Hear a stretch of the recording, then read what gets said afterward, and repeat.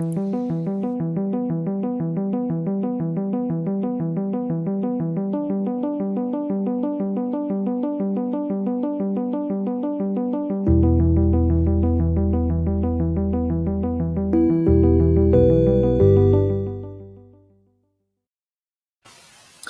and welcome back to Dash 28 Live. I'm your host, Mike Adkins, and today we have something special for you. We have a live battle, but it's not part of any competitive event.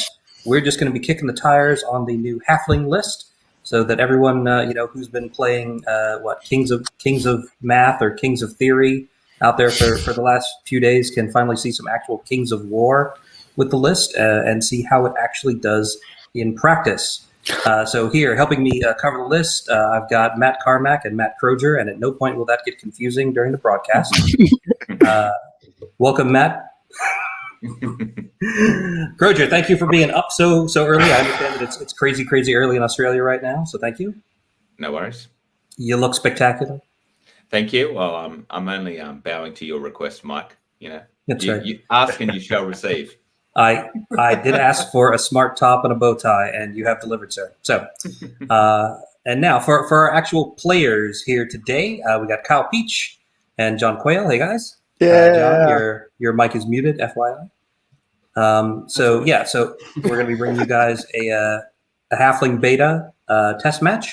You guys randomly picked a map and scenario, and you're going to be playing Control with 2,300 point lists. John is going to be showing off the halflings so we can all see what it can do. And Kyle is going to be playing an Order of the Green Lady list against them. So let's take a look at the specifics of those lists. All right. So up first, we've got Kyle's Order of the Green Lady. So Kyle, could you walk us through your list, please? Sure. So this is just a fairly standard tournament list for me. So we're starting with a horde of Naiad ensnarers, and then 2 regiments of heart piercers. Everybody loves heart piercers now, right? And then I got a regiment of Order of the Brotherhood. So those are fairly standard knights, except they can have both Pathfinder and Strength. And then, because ensnarers aren't good enough, I have 2 hordes of Earth Elementals. And then a horde of Order of the Forsaken, but that's a large cav horde, which is just a unit of flying knights then with the Boots of Striding. And then we have the obligatory 2 Beasts of Nature with 7 attacks and wings. A Druid to give the Elementals some surge with Conjurer's Staff and Bane Chant. And then only 1 unicorn with only Lightning Bolt. And then for some healing support, we have the Green Lady. All right. And that's going to be a total of 12 drops coming in at 22 unit strength. And now let's click over and take a look at the Halfling list that John has brought. John, could you walk us through your list, please? Yeah, sure. First point of call is that I've done this on the basis of buying a Halfling mega army, mainly because that just gives us a good kind of baseline for what somebody would end up actually having on the table. So using all the troops and available, I've gone for the shooting guys on foot, so 3 regiments of Halfling rifles, and then the cavalry, I've gone for the combat cavalry and the wild runners in melee. So it could be interesting with the nimble. They're not as hard hitting as other cavalry units, but we'll see how that works out.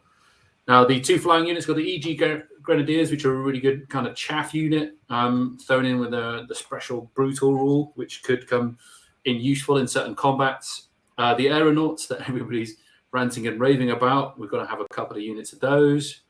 And then one of the other things that comes in with the mega army is the Iron Beast. And if you're going to take one, you might as well take it with the Pride of the Shires, just so you can get that headstrong aura alongside is it the Wild Child? I can't remember actually. I have to look at it now. No, it's Spell Ward, isn't it? Spell Ward, yeah. That's it. Spell Ward. To go, yeah, because you got some units that don't have it, so you've got to be able to give it to everybody.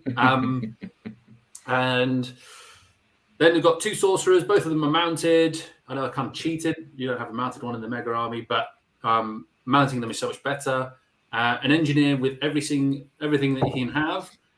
Even the gadget and gizmos that only after we set up do I realize are completely useless. Especially when I've deployed him, but we'll get to that in a point. This is the beauty of a new army. The Muster Captain on Winged Arrows, which I think is something people I kind of watched over, is a really good hero monster unit. Mm-hmm. And then Greedy Guts. 1, because he comes in the box set, but 2, he also is quite a useful little character, I think, and surprisingly tough for a little guy. But we'll see how he works out. All right. Thanks for walking us through those guys. Now we are going to pop open your UB room so we can see how you have deployed. All right, so again, you guys are playing control, and that's why we have the little crosses in the middle of the table to indicate where the boundaries between the table sections are. Kyle's deployed across the top with his Order of the Green Lady, and John's deployed across the bottom. Is this one of the Epic Dwarf maps? Have you guys picked this one at random or what? Yeah, I think it was number 15, if I remember. I just randomly rolled that one. Okay. And so the rocks are the impassable, and you've got a pond and the field over on the other side. Okay, cool.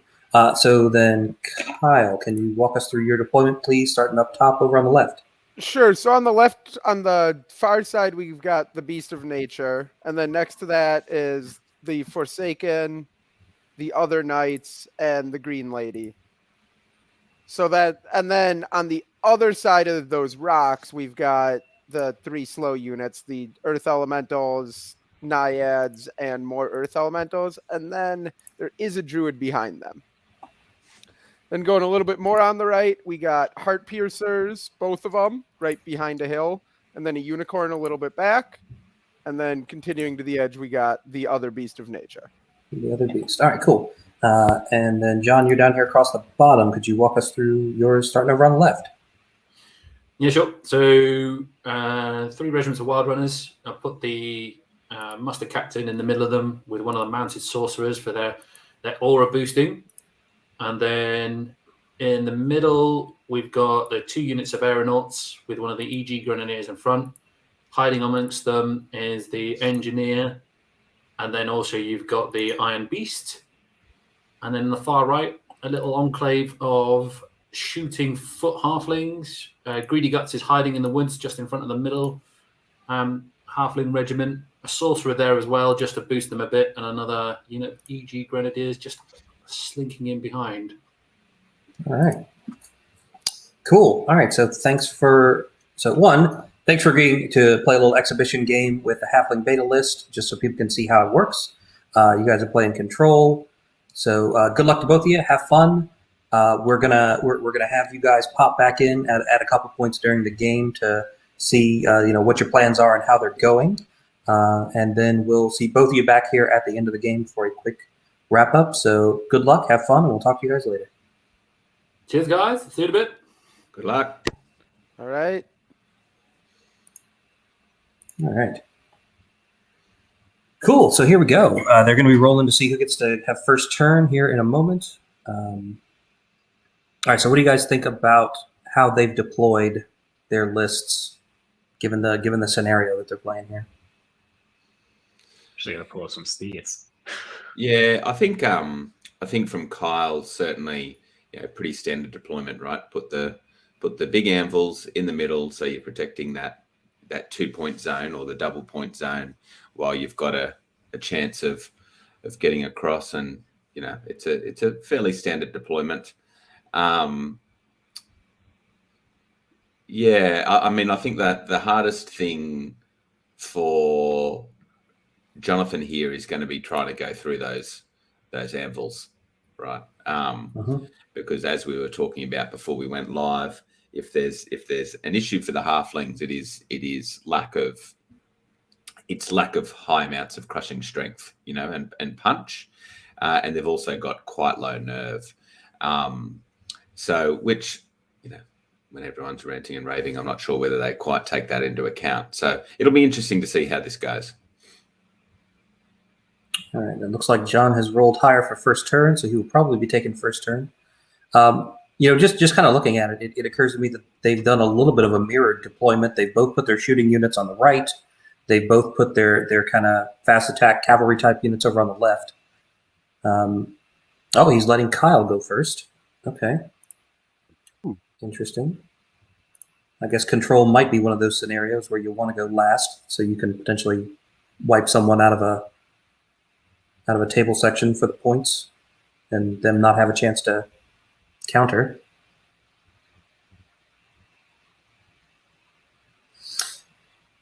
I don't know. I mean, look at the halfling light cav, because these are the ones that I'm. Wild Runner speed 8, 14 attacks on 3s. They do have that, but they're only Thunder 1. But it's also only 14 attacks, so you lose 2 attacks compared to like Panther Lancers, which hit on 4s. So it comes out to 8, like 7. Yeah.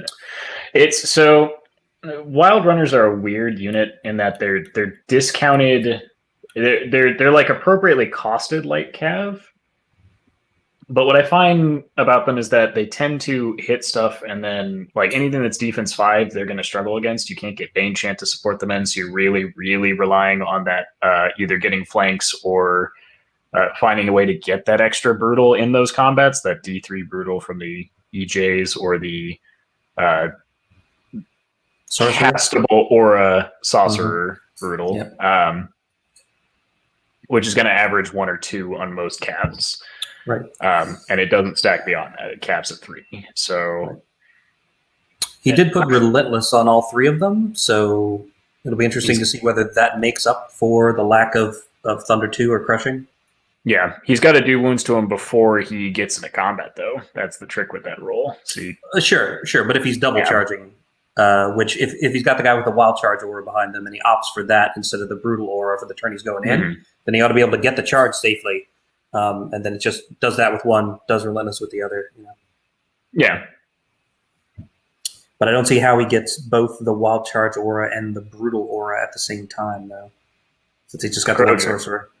Well, that's right. And that's the interesting thing about Gastromancy, right? Is so the way I look at this army is if there's something unfortunate, it's that it's not going to be a new player's army. I don't think it's something that that a new player will pick up and play particularly well. Like even with the Gastromancer, you can argue that some of that is too powerful, but you've also got to make this big decision based on your turn or your opponent's turn. So the Wild Runners are such low melee, you almost really want them doing the, what is it they've got again? Is it Rally? The Rally to keep them up from that 9. Yeah. You're almost, because you've got to account for your opponent's turn. So if you pick anything but Rally, any of those units has a chance of dying in one turn, even to a bit of blink shooting. I mean, not in this game, but in other games. So it's really going to be one of those armies that I think that sings in the hands of really good players, which is probably a little unfortunate in the way, but I think we'll see people get used to it. Sure. And also, I mean, I guess he does have the Grenadiers right there, so he could, go like send one of the units of Cav and the Grenadiers in, and they can add the Brutal, so you don't really need the Brutal aura if you got the Grenadiers handy. But he also doesn't really have much in the way of chaff or anything to screen his Cav, so he kind of has to. I feel like he's going to rely on the Wild Charge.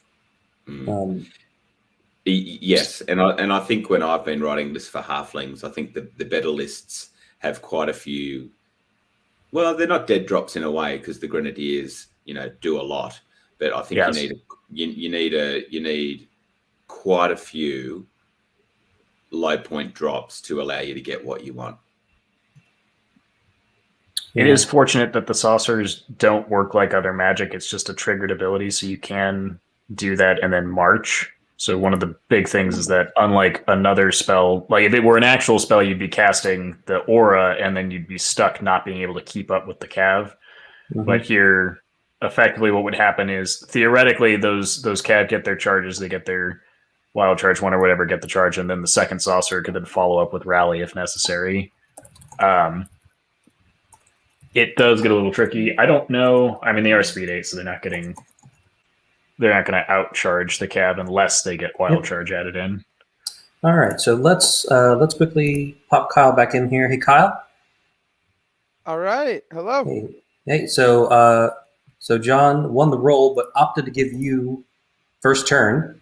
Were you expecting that? Like, are you happy to have gotten first turn despite not getting the roll, or do you think you would have rather gone second for this scenario?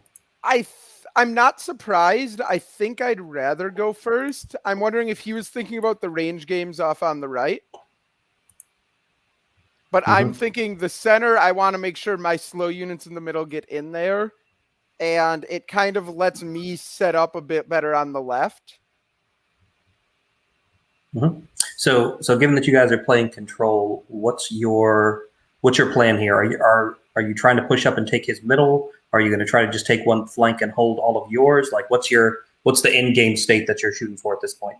Sure. So on the right, I don't think either of us are really doing a whole lot to threaten each other, right? Maybe one of these shooting units walks across, or like his grenadiers get across and he kills my heart piercers. But for the most part, we're just going to be shooting each other unless I can make something happen with that beast. My middle is way better than his in terms of unit strength, durability, combat ability, all of that. So he's going to need to bring some stuff from the left into the middle. Otherwise, I can just walk across and hold both middle zones. And then I'm kind of dancing on the left. I'm hoping he charges one of my units with his captain. I'm assuming he's a good enough player to know not to do that, but it's there. Okay. So your general plan is make use of your strong anvil in the middle to get his middle, stand back and shoot on the right, play coy on the left, and see how long you can keep his points busy. Right, because once he starts recommitting, especially the captain, but even one of those regiments to the middle, I can start being a lot more aggressive on the left. Cool. Okay. Sounds like a pretty solid plan to me. You guys have any questions for Kyle while we got him here? Away from the prying ears of his opponent? You're muted, Croger, if you're trying to talk. Thank you, Mike. Yeah. I don't think so at this stage. So obviously on that right flank, you're just going to see if you can make something happen with that beast, Kyle, and hopefully survive shooting, I'm guessing, without being wavered, and then try and be a pest. Right. He shouldn't really be able to shoot with much of anything this turn. Hey, he'll get 2 units on the beast. I was going to say he'll get 2 units, I think. I don't know about that middle one, actually. Range, maybe. No, range won't be a problem with steady aim. And I had parked the unicorn so he couldn't shoot that with any of his stuff either. At least not from his leader point. Okay. And do you have any expectations for the unicorn to actually do anything? I mean, right now you're looking at a bunch of spell-warded things in cover. Right. So, like, I shot Greedy Guts. I got 1 hit, and I didn't do a point of damage. So on its own, no. If I can start, if he does move up and I can do it and the heart piercers, maybe it'll add a point or 2 to be relevant to the heart piercers that are hitting on 5s. Okay. Okay. Anything else for Kyle right now, or should we let him get back to the game? Give him the boot. All right, Kyle. Thanks for joining us mid-game. We'll see you back here in a couple of turns to check in with how your plan's going. All right. We'll see. Yeah, so one thing there with that beast is if he was going to push it up, I'm not sure why he wouldn't have pushed it further, because he's going to cop 2 units of shooting anyway. I mean, yes, I think he's worried about that, but he's also not threatening them now. So, those grenadiers can just back up a little bit, and then, he's that beast really isn't going to do much. Also, I mean, the odd thing for me is that if he was going to push forward the flyer like that, he could have at least forced. So there's a saucer on that side of the board too, right? If we're looking at the right side specifically, and we're talking about that beast being pushed forward. Yeah. So the benefit of that beast is that now it's threatening the heart piercers without currently being threatened by the EJs to ground him and therefore make him, just a sit and duck. Yeah. However, one, there's a very obvious wild charge option there from the Saucer, who could do that and then therefore invalidate the whole point of him keeping out of range of the EJs, which would be cool. I would have liked to have seen Kyle push up his heart piercers with that to then force a decision out of basically John, where he either has to buff rally on his shooting units that are going to start now exchanging shots with the heart piercers, or he's going to wild charge to see if he can ground the flyer, and now he's going to have to make a choice. Well, but can he do that though? Because don't Grenadiers not have Ravenous? Yeah, and they you have don't to have that Ravenous. They do not have Ravenous? Oh, okay. No. Then that is Yeah, one of the only units that does not impact. Yeah. So that and he doesn't. That and the Aeronauts basically don't have Yeah. Ravenous. And there's no way to give other things Ravenous, or was there one of the special characters do that he doesn't have? Maybe No, that there's a was nimble the Tinker aura. keyword. it's the Yeah. nimble aura. Okay, Yeah. all right, You can give Tinker to a Ravenous unit. You can't do it the other way around. got it. Yeah. Okay, and it looks like John has rolled the wild charge aura on the sorcerer and gotten 1. So he's got +1 wild charge. I'm guessing over on the left side of the table. Yeah. And this is the thing also too with this, right? So you've got a maximum of, does wild charge cap? I can't remember. It does cap at 3. You could get a max Yeah. of 3. Yeah, but It doesn't and- double its range is the trick. Like, even if you got a 3 wild charge for the cab, you're still only charging, like, you still won't outrange a flyer.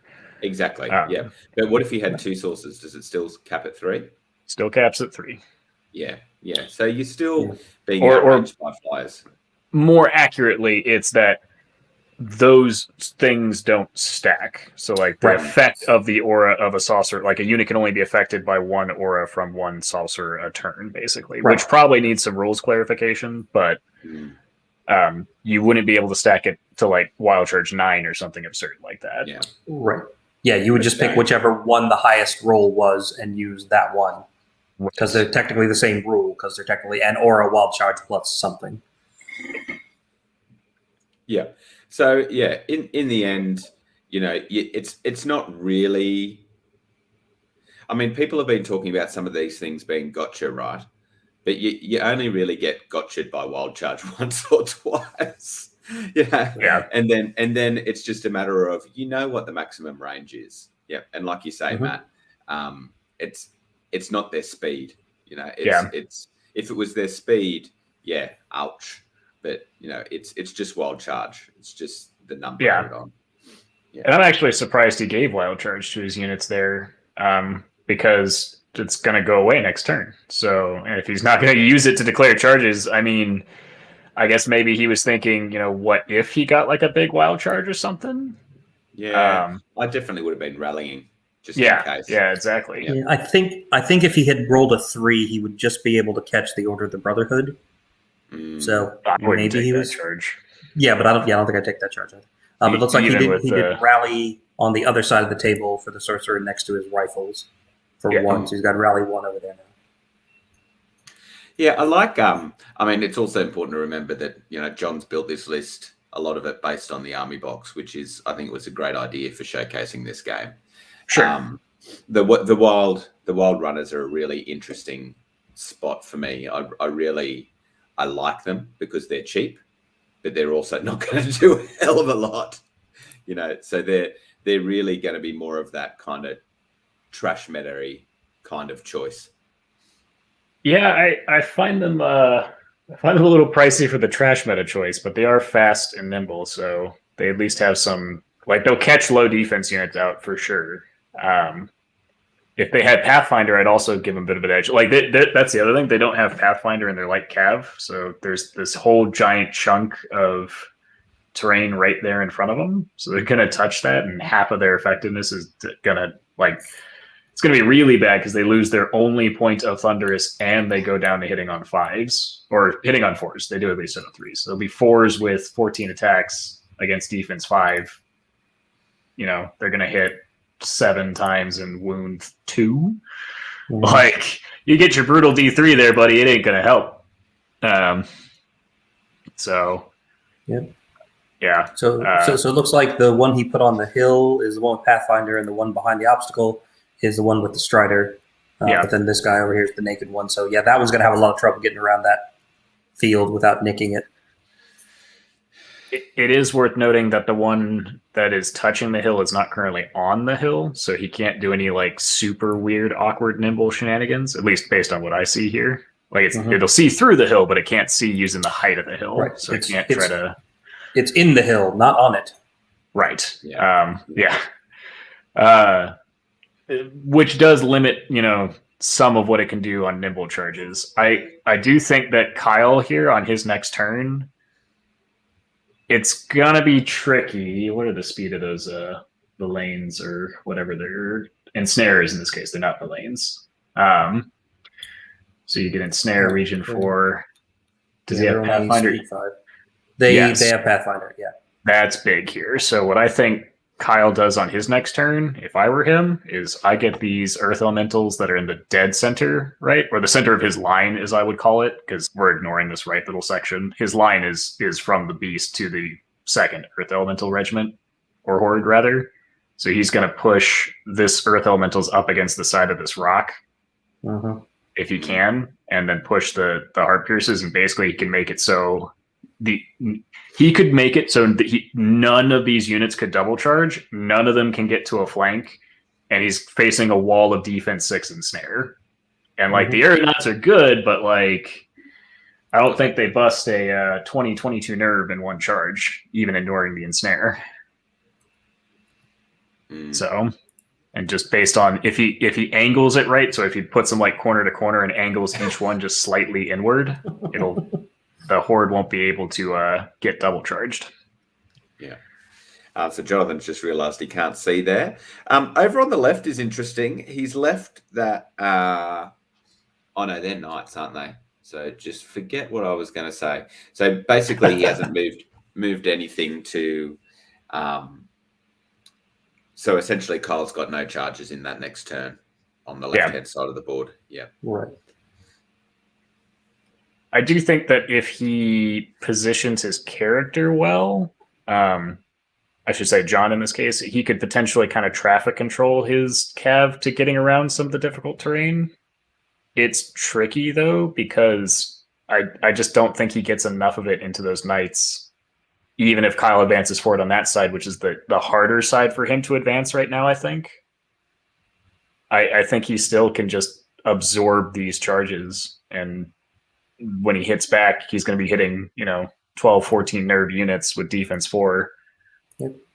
All right, so John put his Halfling Engineer and one of his rifle regiments into these Earth Elementals and did a total of 3 wounds to them, which is pretty good, shooting at defense 6.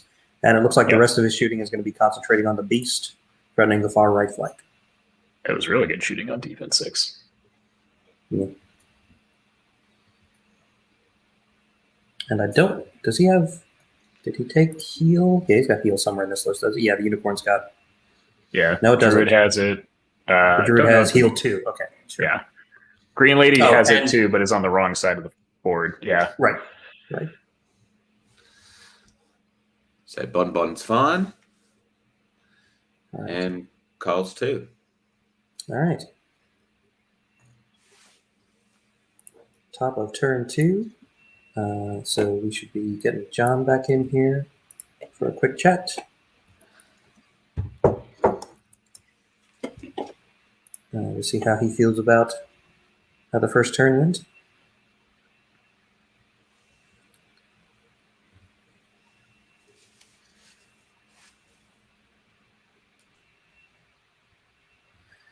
I'm a little surprised he was focusing fire on the Earth Elementals, but I guess he didn't really have anything else that he could put shots on. Usually, at least me, when I'm playing against a bunch of defense 6 stuff, I don't bother pointing shots at them unless I have artillery. He was piercing 1 shooting. I usually feel like there's something better to shoot at. Yeah, I think literally he didn't have many other options. He wasn't going to be able to get that 3rd unit to see the beast. Yep. Hey, John. Hey guys, how's it going? Good. So, so when you rolled, you technically rolled to be able to go first, but you opted to go second. Can you let us know like what you're thinking around that is? I think I'm waiting for him more than he's waiting for me. I didn't really have anywhere I could kind of pressure him, and his shooting on the right hand side. I was thinking, well, if he goes first, he'll move his shooting up, and then I have shots at him. Also, his beast of nature is going to come at me, so the beast of nature comes at me. Fine, I think at this stage I've got the things to deal with it. So I just thought I'd go second, and also later on in the game I might be able to dodge units into sections, and then try and grab something late game. I could be completely wrong, but that's the way I was thinking about it. Okay, and so given the way he did his first move, and that you opted to go second, like what is your plan for this game? Are you trying to take one of the flanks and hold all of yours? Are you trying to take the middle? Like what's the ideal in-game board state here for you if everything goes to plan? Ideal for me is, I think, as you can see, I was trying to target those rocks on the right hand side, because I can possibly still chaff up the ensnarers and maybe take the rocks out, and then put myself in a position where the ensnarers I could take out maybe in another turn. Now, when I say chaff up, I could probably use the wild riders to go after them, or something else. But I don't mind sacrificing a unit of wild riders to hold the ensnare and hold in place, whereas I double tap the rocks with those what they call the grenadiers, not the grenadiers. The aeronauts? You know what I'm talking about, the aeronauts. Yeah, go for those guys. Try and cause a bit of damage. I mean, I could even possibly squeeze in at this point in time, because he's moved so very quickly forward, got the Iron Beast in, because he's got wild charge on him as well with the engineering range. So that might give me a good position, taking out one of those rock units early at a game. And on the left-hand side, I just want to hold him as long as I possibly can, just so that he doesn't, because he's got some scary units over there. The last thing I want him to do is run there and go, I could just hit you and kill you. I'm going to play cat and mouse at the moment with those guys, and see what happens. I like the sorcerers with the wild charge. You're thinking about trying to crack the anvil in the middle. Then that's your plan, basically. Yeah, that's it. Go for his unit strength in the middle. Try and hold off the left-hand side for as long as possible, and then see where that gets me. It's interesting with the spell ward and the lightning bolt coming from the unicorn. We'll see how it goes with these heart piercers getting shot at me. Yeah, and sorry, you were just about to tell us what your general plan is with the sorcerers. I was just saying that they're really good because you can put wild charge on in the first turn.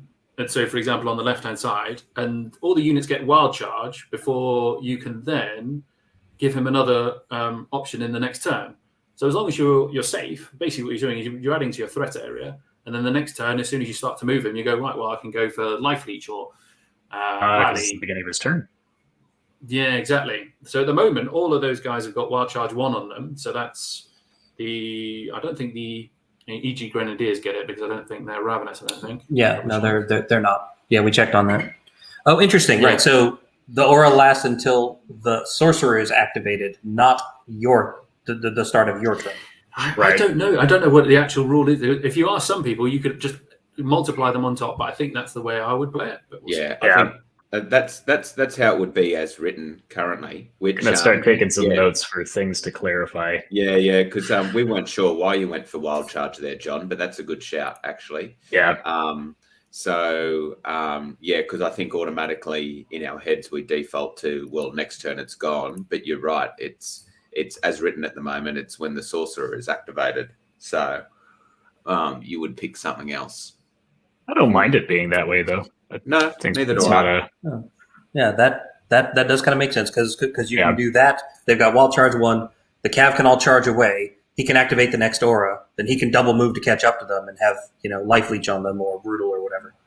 Yeah, or rally or whatever. Yeah, whatever. Okay, that's kind of cool. At the moment, I'm just winging it, so we'll see how it goes. I mean, I've already made the mistake. I thought Greedy got scouted, and he doesn't have Pathfinder, so now he's just kind of stuck in the wood, just doing nothing much at all. Okay. But we'll see. We'll see how it works out. He's got a chance on a Beast of Nature, as long as he doesn't kill a unit. But yeah, I better get back to it. It looks like Carl's ready to try and kill some units.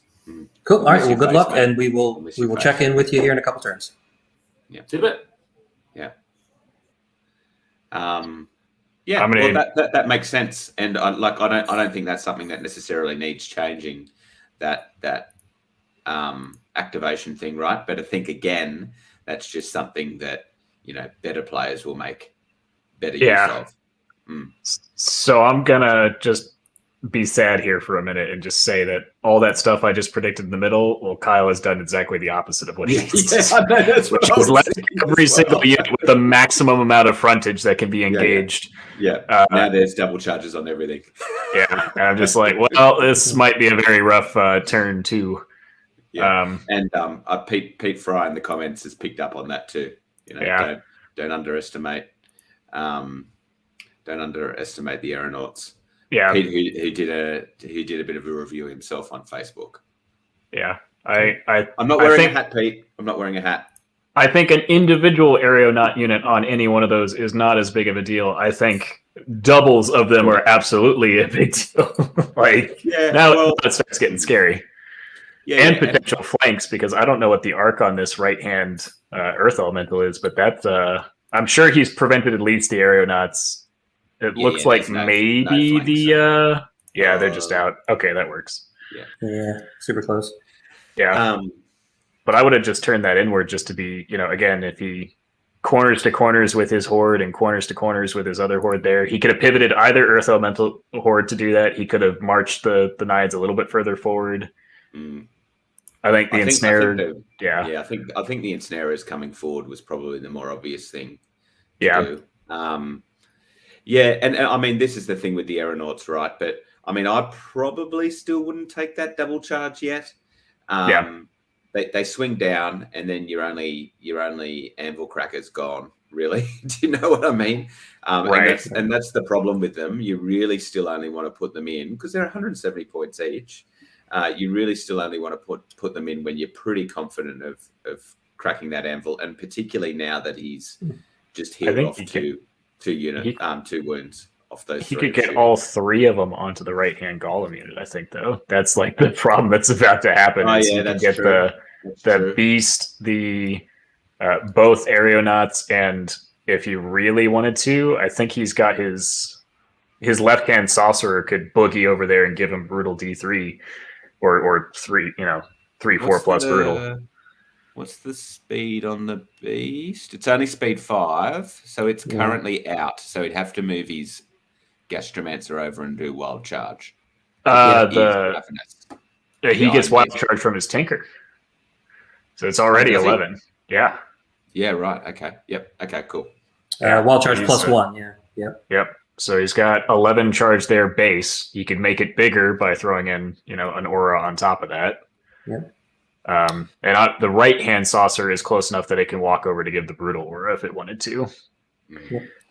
So I think we've just got the one combat here. We've got the beast going into. Answer to your question, Pete, no, they don't. I missed that. This is on the YouTubes. Yeah. So kind of interesting thing Kyle just pointed out is that Greedy Guts actually doesn't have spell ward. So having the unicorn over there lightning bolting him, I guess that does kind of make him the best target for it, even though he's an individual. Okay. So just 4 wounds rolled there. So they will be shooting, but. That's an interesting charge. I'm not sure just shutting down one unit of halfling rifles is that valuable, especially with the position you end up in. I mean, to me, the beasts are too expensive for chaff. The beast, and with only a 7 attacks, they're really too expensive for anything except board control and flanking and rearing. I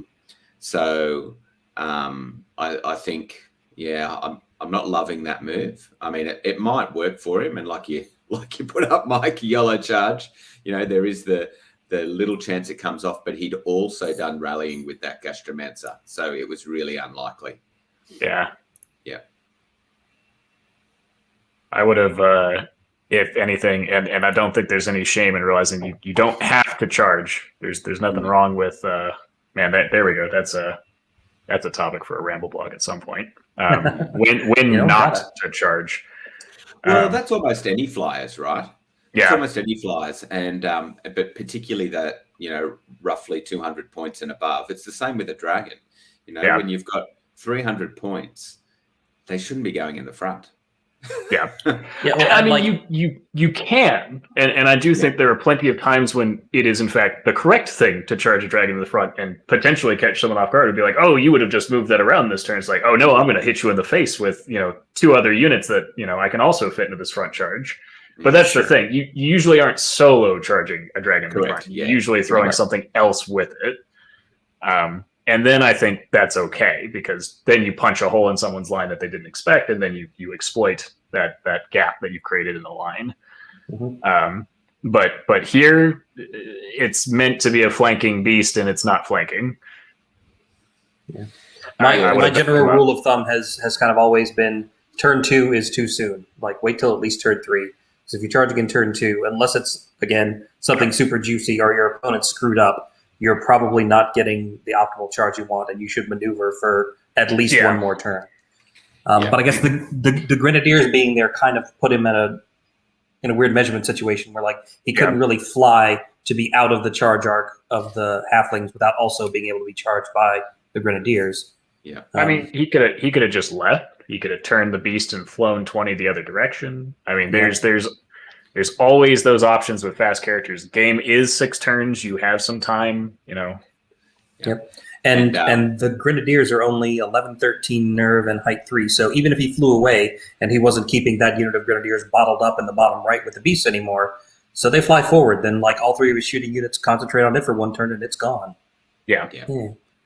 And I think John's just there checking what I thought he should check, and I think he'll be able to do is what Kyle's kind of given him now is a perfect spot for the Grenadiers to just jump over the back lines and then be a real pain in the ass for the rest of the game. Because besides the unicorn, there's not going to be anything that reaches him in that spot behind the rocks there. For the Grenadiers? For the Grenadiers, yep.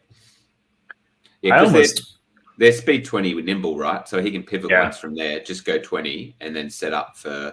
It's only John's turn 2. Is he still rallying them? Wild charge, I think. I don't think he's changed it yet. Because he does have a little bit of surge, so he could potentially spin the earth elementals around. That's true. And surge after him. Yeah. But if he's planning on like charging lots of stuff into the earth elementals this turn, then it might not matter. And again, that would be a reason to still fly those Grenadiers over. If you take those out of the equation and give, it would just be an interesting see. It's not guaranteed to work by any, but if you're encouraging them to turn around, then they're not supporting those other 2 units. Right. Alex, the scenario is control from the comments. Mr. Coos. Yep. Hello, yes. Mr. Coos. Hello. It's a very good testing scenario because it forces the most movement out of armies. It's got a lot of spread on the board, so you have to play the entire board. You can't just focus on small sections of it. Or at the very least, you have to play 2/3 of the board. That's usually what it comes down to. Right. Hold your side, pick a flank or your opponent's middle, and try to take that. Yeah.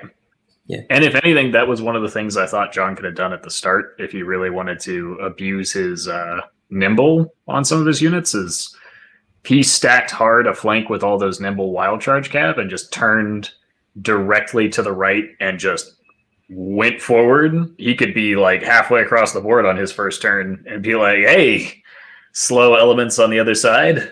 Bye. Yeah. And Greedy Guts. So I think we're going to see, and this is the problem with charging that the bonbon in there, right? Is that it's probably going to die. And this is where we'll see the brutal D3 perhaps be really clutch. Or so I guess be the exact same as the Dread Aura that's already there. Yeah, maybe. So I guess the Grenadiers are maneuverable enough. Okay, so he's putting Life Leech over here. So they can Life Leech some moves back for 1 success. So I guess the grenadiers are maneuverable enough that he can still jump over a regiment that's right in front of it and catch a corner on a charging unit for a Well, they're multi-charge. flying, so he just connects and then slides to final position. That's what he wants. Yeah. Yeah. Yeah. And he positioned them directly behind so he can control whether or not they go to the left or the right. Right. Yeah, that was good. Well, because normally you can't quite do that with a flying unit. I guess it being nimble means that he can pivot, fly over, pivot, and go straight up to touch. Because normally you would pivot a little bit, hit the corner, but then land on your own unit and not be able to do it, right? Yeah. With a non-nimble flying unit. A non-nimble flying unit could do it. You'd have to have some space in between. Right. Yeah, a flying unit doesn't care at all because you literally just walk forward, touch the opponent's unit, and then final position. Right. So, yeah, you get flying nimble units when they're charging. Basically, just get to they're gonna get there. Right. Interesting. Yeah, Mr. Coos is voice shaming me in the comments. It's not even 6 a.m., Alex. Give me a break.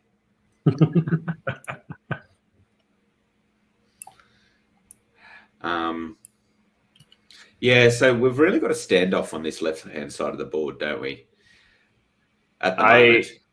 Yeah. Which is interesting because I was expecting them to stand back and shoot at each other on the right, and they've got there's a multi-charge happening over there. I expected Kyle to just stand back and say, "You're not going to kill my middle, no matter what you do."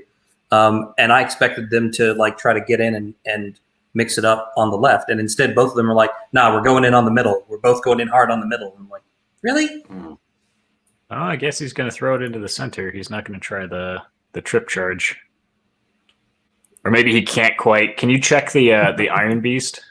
Yeah. I think that's it should be in. He has wild charge. He could triple charge it. I guess he doesn't care. I don't know if he can do it now. No. I think he might actually block himself up by doing this. So I think this is not the right way to do it. But that's the beauty of UB, right? He might undo it all. Yeah. I don't like this.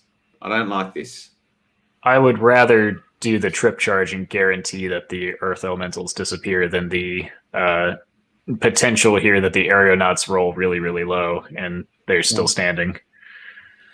I guess he is trying to show off the whole hey, look, it's in snares in the forest. I'm still going to hit him on 4s. Ha ha.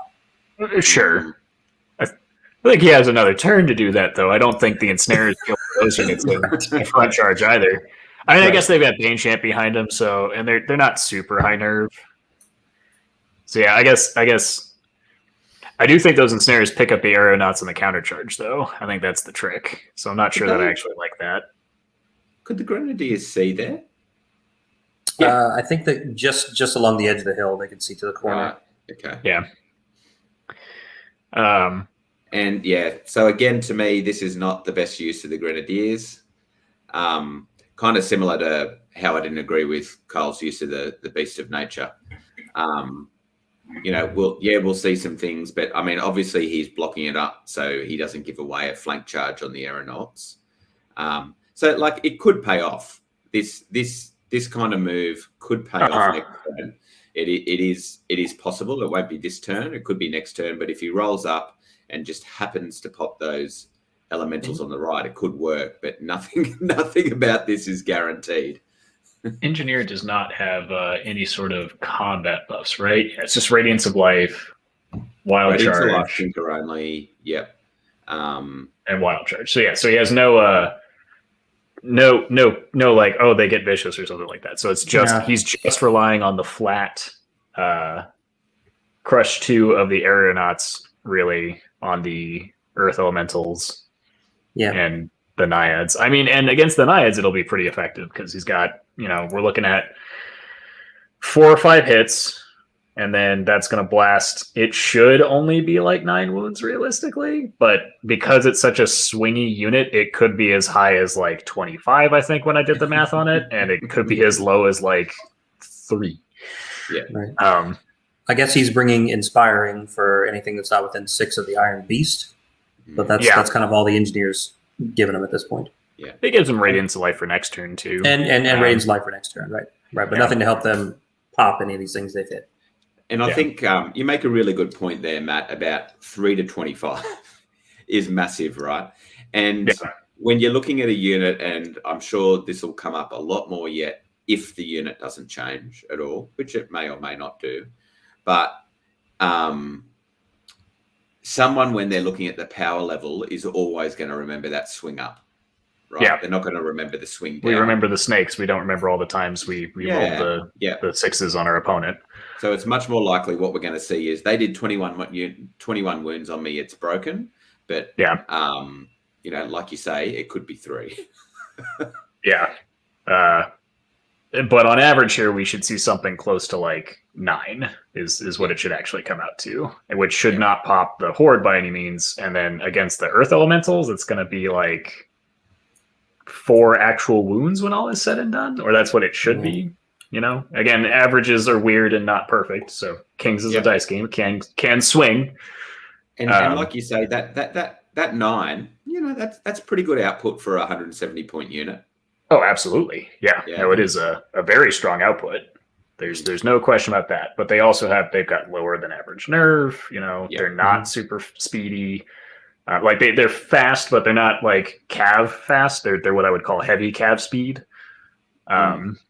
So.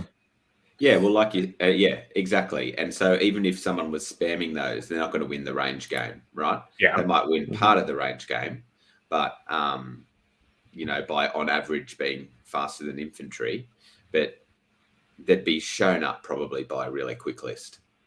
You could create like a super gimmicky list. Well, they don't have Ravenous, so we already discussed that. You can't buff them with the potential 3 wild charge. So you're capped off. Yeah, you will always be outranged by just a regular fast cav list. Right. He did roll wild charge again for the sorcerer on the left and got 2. So all those units over there have wild charge 2 now. I think Kyle just needs to move forward on the left. I don't think he's kind of under a little bit of pressure. Like I usually am very much in favor of taking first turn in any scenario, but in this case, the point of taking that first turn is to take board control. And right now he's just like, yeah, I got that first turn, but I'm just going to politely say that you can create a pawn wall in front of me, which is what John's done here. And I'm just you got the head of your cab, go. Yeah. And this is probably the side where he could have used the beast as chaff, right? This is the side probably where you could have baited it there, but stick it in the terrain. So everything's going over that obstacle, and it's actually really unlikely to break, and then you've got your flyers and your normal cab in charge. So, he's got a lot more points on that side of the board than John does. Yeah. I think he's worried that maybe he's going to get chapped up or double charged or something like that. But especially on this next turn, now that the threat of heavy brutals, which was really the only risk to those high defense units, is out of the way. He should just make a line, and even if they double charge the front of something, they're going to be hindered on 4s with no crushing against defense 5. Yeah. And you got the green lady back there. Yeah, true. Yeah, what I am enjoying about this game is that they're moving at a nice speed for watching. We're up to bottom of 3, right? Yeah. Bottom of 2. Yeah. 2? 2. Oh. Just 2. Yeah, this is bottom. Yeah. Oh, John advanced very quickly to the center, not John. Kyle advanced very quickly to the center. John is taking advantage of the fast advance, which makes sense. That's but with those slow units, I think that Kyle was making the right choice to advance them into the center and take board control, because it pushes John to make a move. I do think that John could have waited on that, because, this rock right here that's just barely on Kyle's side of the board is just probably the best piece of impassable terrain Kyle could have ever hoped for. It gives him so much control against these fast, nimble elements. Yep. Can really help prevent those flanks. I feel like now that John on this turn has chosen to go kind of all in the middle, Kyle really needs to do something on the left next turn. Yeah. But like you were saying, he hasn't really pushed up enough to be able to do that. And John rolled wall charge too, and then backed up, shuffled his units around. That's all. Yeah. So he's still just kind of I could charge you next turn if you step forward at all. So he's just sort of daring him to stay standing back there. And so far, that's all Kyle's doing. Yeah. And He so can he's use rolling and shooting. the rocks Sorry. on the right side to buttress the knights, and then he can buttress the Forsaken against his own knights, and do again kind of the corner to corner stuff where he can prevent multi charges from getting in. So John just said 6s for that left-hand unit, but did it move? Which one? So he took 6s for both those shooting units in cover. The right one, yes, because he moved in, but I didn't think the left-hand unit moved. I think it scooted to the side a little bit. Did it? Okay. Yeah. Or maybe he had to pivot. Mm.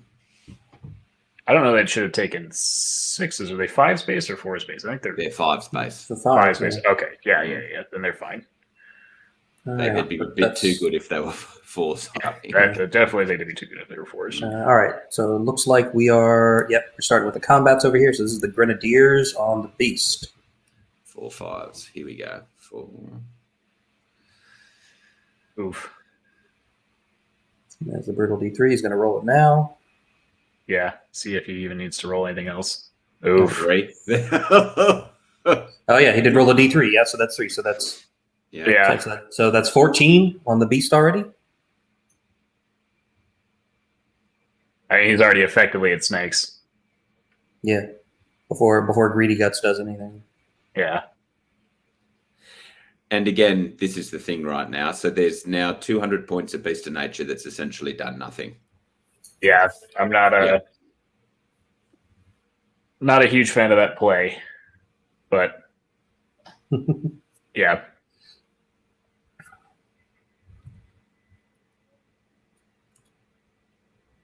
Or are those 4 wounds on Greedy Guts? Yeah. The 4 are on Greedy Guts. You're right, actually. So Okay. So it is only still 10. makes it 7. All right. Yeah. So it's only 10. So he's a good chance of holding. So, I might have to eat my words if he keeps holding up. I know. If he holds all of it, sure. Yeah. Greedy Guts hits Ugh. twice. Only 2 on 8 attacks. 1 more And wound. 1 wound. So an He's 8. crushed 1, yeah? Or crushed 2? He needs He's a crushed 1. 6 to pop. But a 4 will still waver, which is pretty bad. And looks like he gets it. No? Yeah, so... No, those are the wounds. Those are the wounds. Those are the wounds, yeah. Yeah. So it's effectively 11 with Brutal 3. Yep. And there's a gets 7. Yeah. Yeah, I'm not I don't quite know what the long-term game there was. Maybe he thought he could just pop the non-rallied rifles quickly.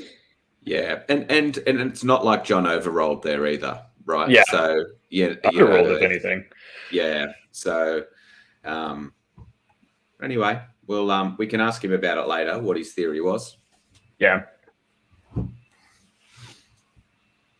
I'm really interested in these aeronauts. If they roll up, the game could literally collapse, and that's the thing about them, I guess.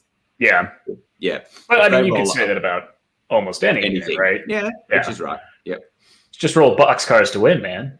Yeah. Didn't you know? Like, That's the only way I try and win. yeah. What's SS left? Sorry. Sidestepping Greedy left. Oh, right. Got it. Gotcha. Yeah. He's just telling us how he's doing his reforms over there on the Oh, right. that's nice of him. Didn't he go right? He did go left. Yeah. All right. Okay. Sidestepping to the left. Yeah. And a step to the right. Put your hands on your hips. Which way are we going here? Is that our left or your left? To There we sidestepping shooters to the left. Is he going to forward the EJs? No, he backed them up first. Oh, he did back them up. Okay. Interesting. Yeah. I probably I said guess- Was he Keep worried him out he of shooting. Yeah, I was going to say, because it only take one good roll from those ensnarers to get them. Yeah.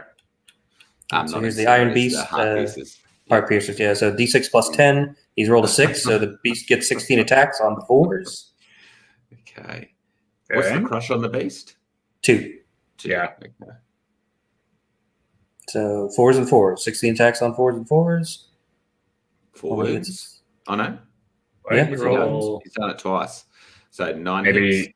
accidentally hit it. Oh, 6 wounds. Okay. That was good. All right. So here we go. The aeronauts could... So how many hits is the big thing? This is And then what blasts? we've all been waiting to see, everyone. Aeronauts versus a defense 6 unit. Let's see what happens. So 4 hits. Yeah. And the Average blast. so far. Blasty. And there we 43, go. So there's Yeah, 7. Look at that. And then he's crushed 2, so he needs 4s. He spikes a that's little fine. on the hit. Yeah. Okay, so 12, which means they're dash 18, aren't they? Yes. So, And the so aeronauts that are means 5 and- twice. yeah, Brutal's in there as well from the aeronauts. Yeah. So Yeah. John knew better than me, that's for sure. Oof. Oh, got it. Yeah. Where were they getting inspiring from? Can I just not see? The druid. Yeah, back here. Oh, back there. Right. Yeah. But he does get it with a 5, which was exactly what he needed because of Brutal, right? Yep. And then All right. there you go. So the move, paid off. Yeah. He did roll a little higher than average on the aeronauts and a little bit higher on the beast as well. So both of them did spike. You don't often... Oh, he's retreating with them. Okay. You don't... I'm not sure why you wouldn't pivot there. But you don't expect to lose a horde of earth elementals in one go, usually. No. Unless you triple charged or in the flank or something. I mean, maybe Kyle didn't see the beast being able to get the charge in there and thought there wasn't a double charge possible. Yeah, I mean, getting charged by a monster and what is basically the equivalent of a large infantry or a large cavalry horde by the numbers. There's only it's the aeronauts are 160 something points and the beast is another 100 to 200 points or more than 200 points. 240 with the upgrades. Yeah, so 240 and then the aeronauts are 170. So he only dumped 400 points into that unit, to try to pick it up. Yeah. So here's the second one on the ensnarers. So we're still hitting on 4s, so 5 hits. Yeah. Yeah, that's a really good point there, Matt. I mean, because that's almost double the horde cost, right? And that's the kind of thing that you really should be looking at when you're looking at those exchanges. So and this could have been prevented with a little bit of pivot action off of Kyle. I would be saying it's okay. Okay, so the ensnare horde, of course, survives. But does take 8 wounds, and for an ensnaring unit in cover to take 8 wounds on a charge. All right, unusual. That's good. Yeah. And then over to the Grenadiers. I do agree, Pete, that even Brutal 1 is so good. It's a free wound. So yeah, I like having Brutal Wound to make an already combat good unit go over the top is good. I think relying on Brutal D3 or again the 3 up or the 3 potential out of the aura to take a unit that is not a high output unit over the top is a little bit trickier. Yeah, I mean, if there was going to be a change to aeronauts, I'd argue they probably don't need the Brutal. Well, force them to get combo charges or have support. Yeah. And he did nothing to the left-hand one. So it looks like he's going to try for some surge tricks here. Is that the goal? Or some just, maybe he was just checking on the, not a surge, just a corkscrew. Yeah. Yeah, which... I don't even know that he needs No, that. he can't. But can he do that? under the new withdrawal rules with Yes, the you Earth can. Elementals? You Yes. can They are- sidestep. They are the right size. Yep. Yep. Oh, so he could see them from. Yes, he's just declaring a straight up regular charge. So back Yeah, up 1 right. inch, pivot, Mhm. charge. He couldn't turn them and then surge them later because he would be ending within an inch. Yeah. But he can absolutely back up, and as long as he can draw a line of sight, he can Which is a declare the big, charge. which is a big change for search things, but Yeah. There's the regen roll on the ensnarers. It gets 5. He must have only just been able to see them. Yeah. Yeah. He was probably just an arc. Line of sight's usually pretty easy to draw. It's the whether or not he was an arc. Right. I think, that's what I meant. More the arc. Yeah. Yeah. I think the one thing that doesn't work about this move, I think it's the right move, but the one thing that doesn't work about this move is now that those grenadiers are going to do what the hell they want, and probably the left side of the board swings more towards John's favor, given that Kyle hasn't pushed forward. I mean, he has Bane Chant on his Druid. I would have just Bane Chanted his Ensnarers and countercharged. He doesn't have Correct. Rally there. He only has 13, 15 at defense 5, 25 attacks on 4s with Crush 1. There's a very good chance of just popping it just with the Horde. Yeah, it's a good point. And now those Grenadiers just pop over face left, and there's a bit of trouble over there for him. There's Still that. got the Wild Runners on the hill. Now can get a flank. Yeah, exactly. Yeah. I'm not a fan of the this like it's the sometimes the best and obvious move, or what looks like the best obvious move, is not actually the long game best move. Right. Being a little too clever for your own good. Yeah, exactly.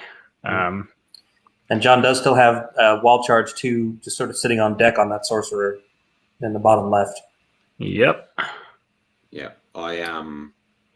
He absolutely needs. Yeah. Sorry, Matt. No, go ahead. I was just going to say, I think right at this point, and but we know how kings can swing, is that I think it's looking very favourable for John overall. Yeah, I think so. I think Kyle desperately needs to push that left flank up a little bit here. I don't think he can leave that back any longer. And the Iron Beast is now easily in the flank of these ensnarers who can't move again. They've already moved. They've already regened. He's there. He's a Strider, right? He's facing the left. Is he facing the left? Yeah, he I believe that was the intent. So he didn't keep him in the flank. Yeah. I think he expected, my assumption here is that John expected Kyle to countercharge both units, Bane Chant, pop them, and then turn the ensnarers, which would have been taking him out of the flank anyway. Mm-hmm. Mm-hmm. So, I see. All right. Yeah. Or more accurately, if the ensnarers had countercharged and held, like, this is the one thing that I can say for Kyle is the benefit of him backing up and shifting over, is that now the Iron Beast was probably in the flank before they moved. So if they had just countercharged, they would have not done that. But now they've shifted over and put it in the front again. So that's not terrible, at least on that part. But I think it puts the Earth Elementals, which are the far more important unit, at bigger risk. Mm-hmm.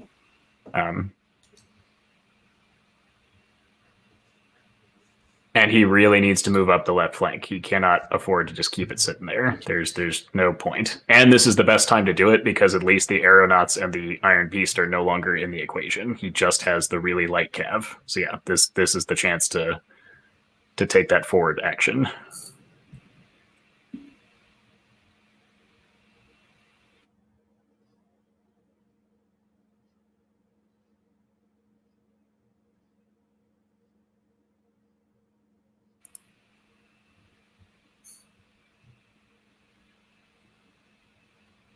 Yeah, I still think the better move on this left is to have the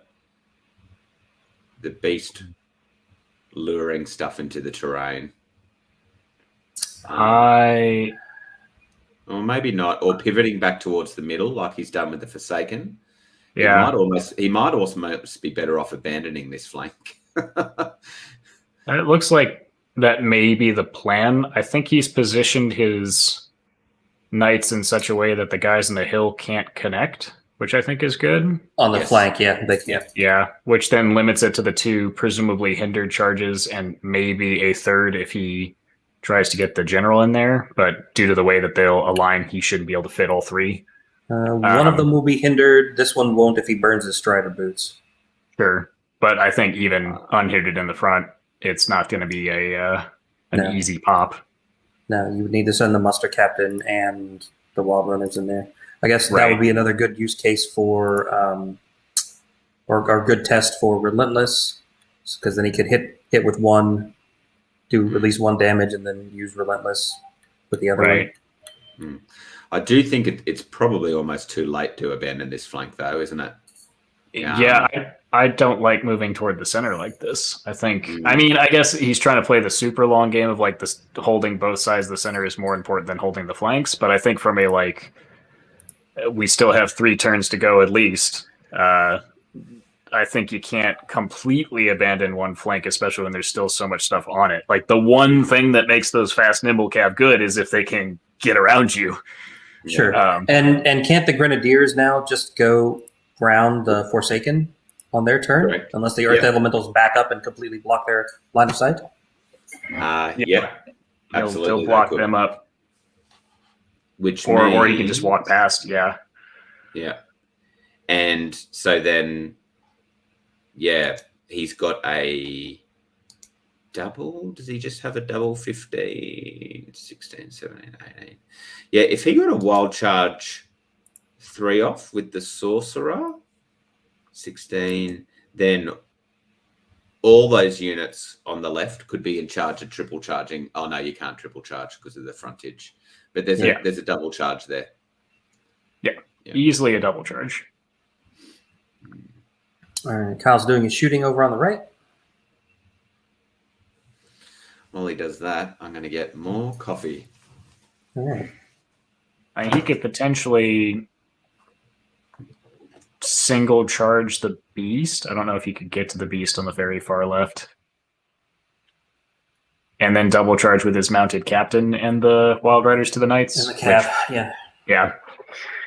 And that's a fairly safe gamble at that point because he'll do at least 1 wound to the beast and ground it. And then he'll probably, he may not kill the cav, but then at least, he might lose his Wild Rider regiment back, but then he picks it up the next turn. Or if he gets brutal, aura in there mixed in, that may be enough. All right, he has Bane chanted his Earth Elementals in the flank of the Aeronauts.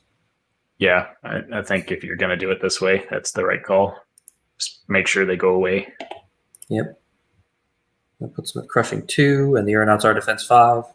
Yeah, and he's going to have 36 on 4s and 3s. Checks nerve on the Grenadiers. A 10 would get them. Which Grenadiers? Oh, he shot off the ones on the right. Yeah.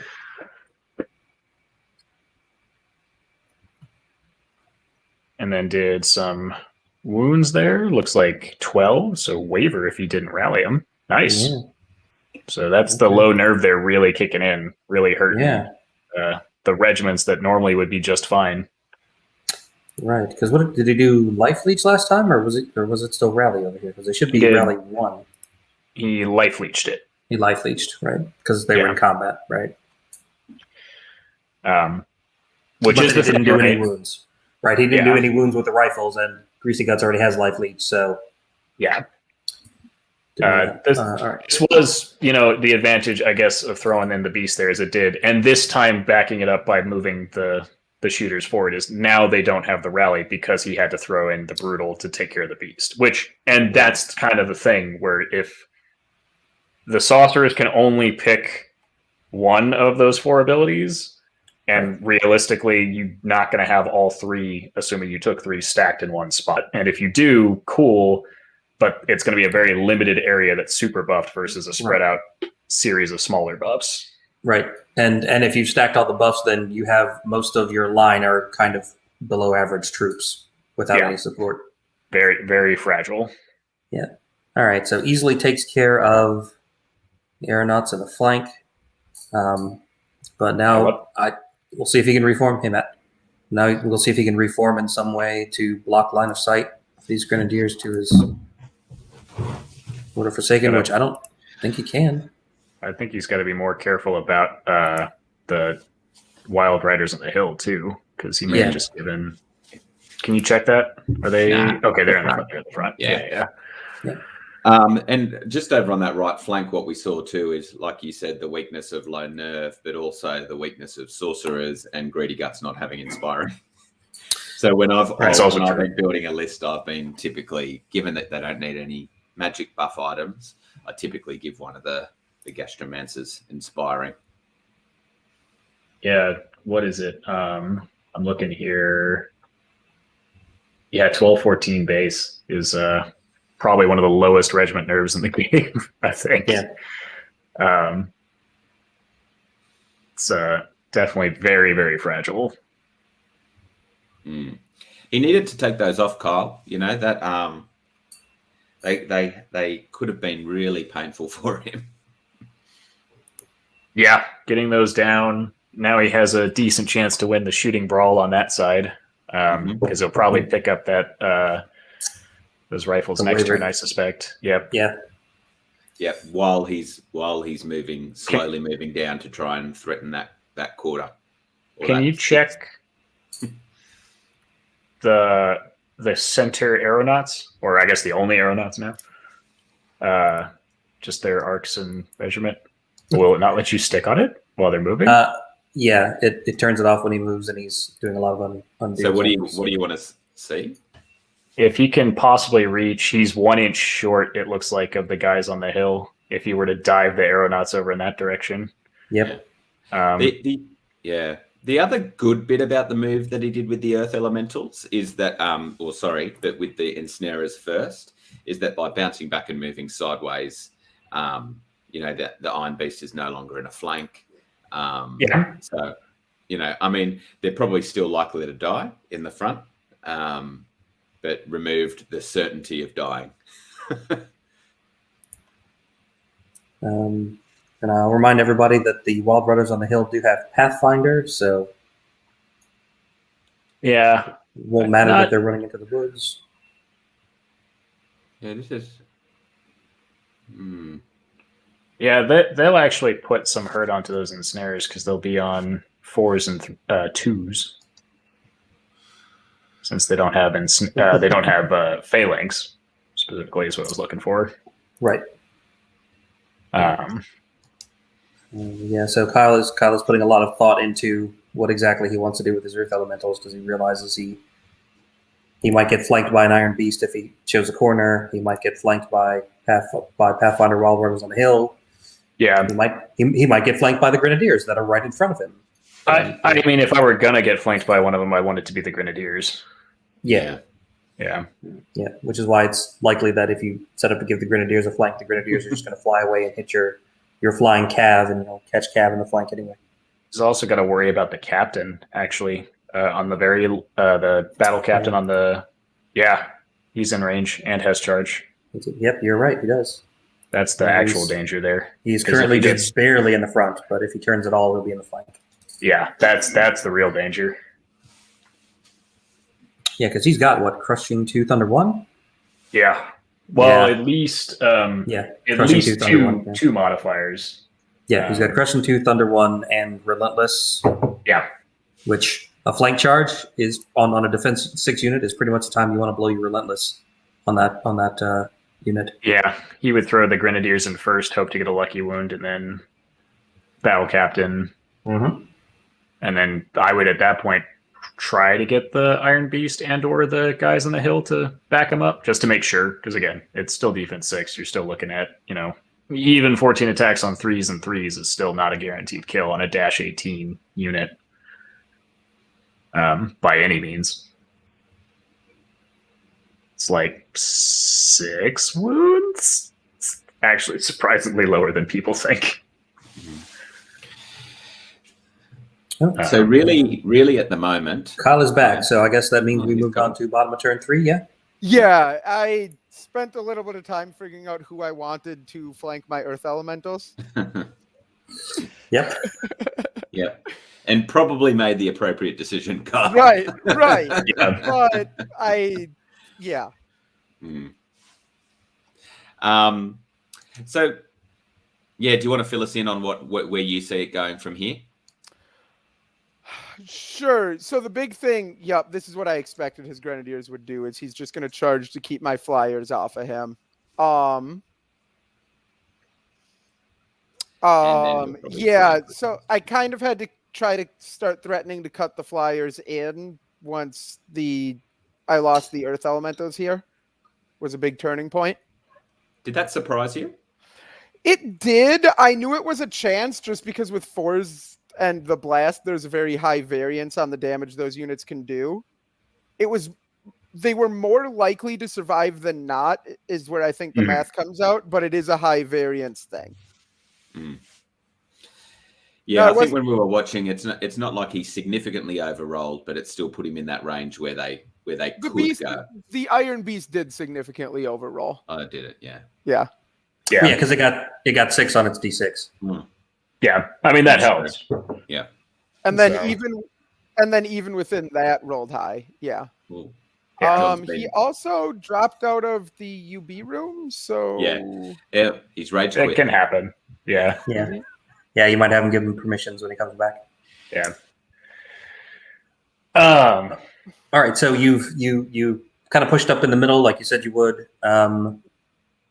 Are you like, given how it is resolved to this point, what's your plan for the back half of the game here? Are you still going for his center?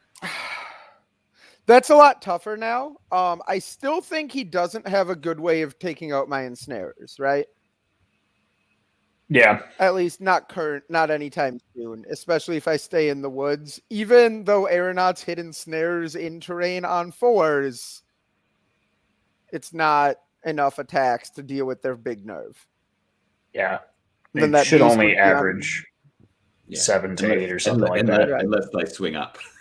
Yeah, unless they swing very heavily up. It has to be very heavily up. Yeah.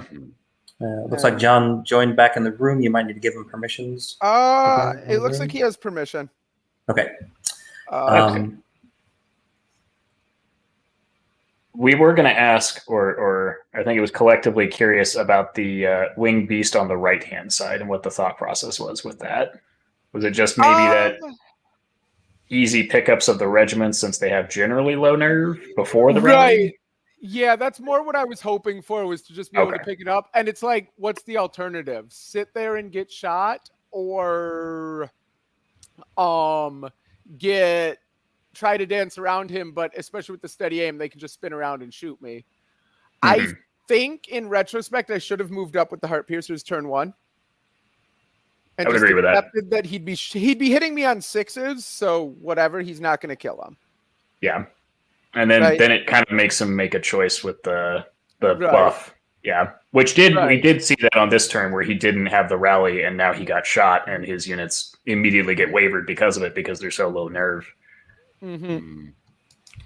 Interesting move from John just there. So he used his character to with the engineer to keep the wild runners where they are now. Yep.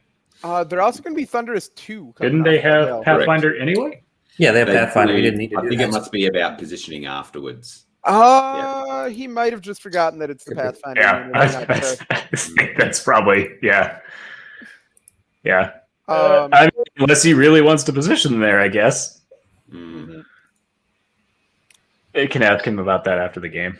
But I will say him committing the captain to that, and part of the reason I let the captain get the flank and not the beast is that it really opens up the left side for me. This is true. I agree with that. Because I don't think without the captain there's no way those 2 knight units beat yours just in the front facing fight. No, one of them has the boots, but the other one will be hindered coming in, and there's then there's still low attacks. Low attacks Thunder 1. Yeah. This is at least in my experience, when it's low attacks, you could hit all you want, but when you're hitting defense 5 and you've got no crushing, it hurts. Mm. It's like trying to swing up a defense 6 when you've only got crush 1. Like, All right. Any more questions for Kyle for the back half of the game?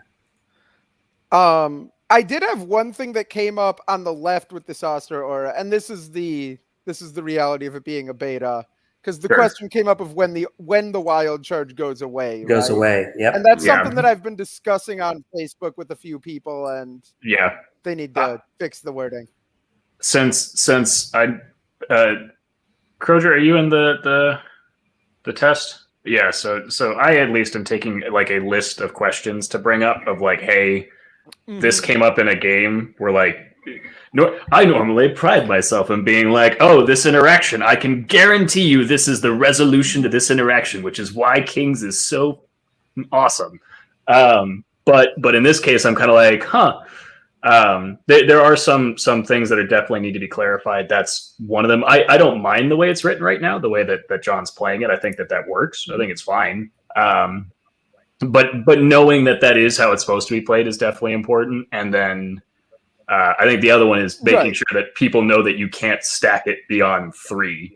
Like it's not you can just keep piling it on. It is capped at the normal limitations. And that I did learn after Halflings came out, that it's in the aura rules that you can't stack multiple auras. The rally is still an outstanding question. Yeah, can they get rally 3 or is it cap at 2 like rally does? Yeah, I mean, which is a wording thing. I mean, it is capped. I think they've come out and said that it's definitely capped. I will say it's capped in the main rulebook in a way that clearly left the door open for them to just give a unit rally 3 and have it work. Right. Totally. Yeah. I agree that there's a little bit of inconsistency there that can be exploited, but it definitely the intent is rally 2 only. Wild charge on the right side. Okay. He's going for a greedy guts charge on my heart piercers. Is he ravenous? Is he? Yes. Yeah. Right. Yeah. I would hope with a name like Greedy Guts. So you'd like it. You better be.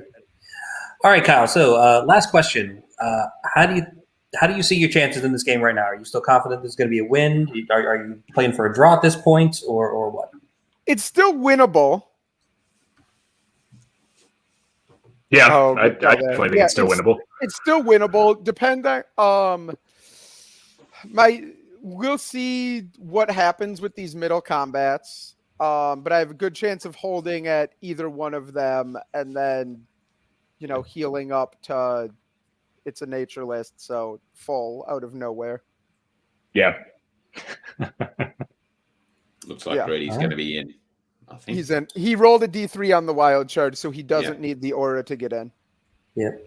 And he's measuring to the farthest away point of the unit instead of the closest for some reason. So which is not correct.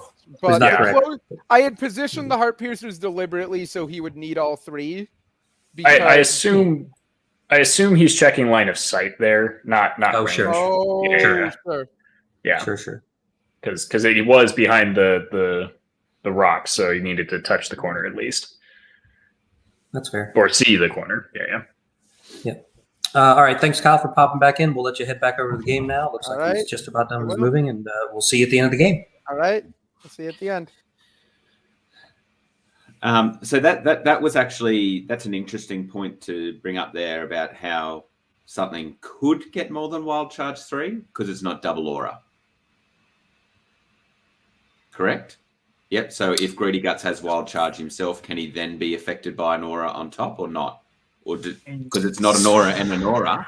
Right. He's just got whether or Wild not Charge. It's the rule plus an aura. Yeah, well, and the aura does say the aura does say Wild Charge plus, right? Yes, it's not Wild Charge the number; it's Wild Charge plus. So unless Wild Charge itself caps at 3, I guess you could. So you couldn't stack more than one aura, but you could stack the Wild Charge rule with a Wild Charge aura on top. Yes, which I think is fine because again, there's not a lot of stuff many units that's going to affect, right? Right. You could send you can railgun Greedy Guts halfway across the table once. Right. Okay, great. Woo. Yeah. You can buy 1 unit wild charge +1, and yeah. like Pac-Man making his way across the table. Wagga, wagga, wagga, wagga, wagga. Yeah. And this is assuming you get all 4 success or all 3 successes with the aura as well. Like, Right. which I'll keep coming back to, but I don't think I think that's the first time this game, or no, he did. He still only got a 1 success. I don't think he's only gotten 1, 2 this entire game. And I haven't seen a single 3. For the sorcerers, yes. Yeah. Like, people are looking at that like 3 as if it's like the scariest thing on earth. It's like, right, the average is 2 at best. Yeah. Which there's just 1. Just on Kyle's reasoning there with the left-hand side of the board, I'm not convinced that drawing that muster captain away has really much positive effect for him at all, because his knights are out of charge anyway. So if he goes through the horde of earth elementals, then there's still no positive for him. Right. I think Kyle's really hoping that the earth elementals don't pop, is what it comes down to. If they do pop, then yeah.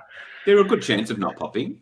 But yeah, we'll see. No. Muster captain in the flank is going to be 14 attacks on 3s with a blade of slashing, 3s and 4s. We're looking at the 4s can really roll down. But but he's got relentless. So if the cav coming down the hill go first and do any wounds, he can re-roll 3 fails to wound. True. Yeah. So the captain's going to be 3 and 3. The cav are going to be 3s and 4s. So you're looking at approximately. You're right. Yeah. The captain should do 6. If he does relentless, he'll maybe boost it up to 7 or 8 tops. The cav are going to do another. It's 14, so it's less dice too is the big thing. So it's like no, you 4 are or right. 5. It's probably going to be dead. It's close. Like it's not going to be a like snakes or nothing type deal, but like I imagine it's going to be a 6 or a 5 to pop. And he tried to bring the brutal aura in as well, so that's going to be another one there. Okay. I also think he's probably being reasonably positive about the ensnarer's ability to hold for much longer. Was that brutal? I thought he rolled rally on this sorcerer. Did he roll rally? I didn't see that, unfortunately. I thought he said he rolled rally bottom right. I'm not sure what he did on the left. Oh, okay. No, he did wild charge in the bottom right because he did he pushed Greedy Guts, or did he think that he was going to? No. He did Greedy Guts first, and then and then he did rally. Okay, gotcha. Okay.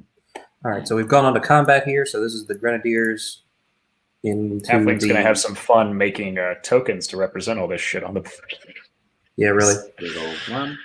Brutal just 1, but he's done 3 wounds, so they're on the ground anyway, which is all he really needed to do with the Grenadiers. Yep. Gets a still lucky snakes here. Outside chance of waiver. No. Yeah, they're all right.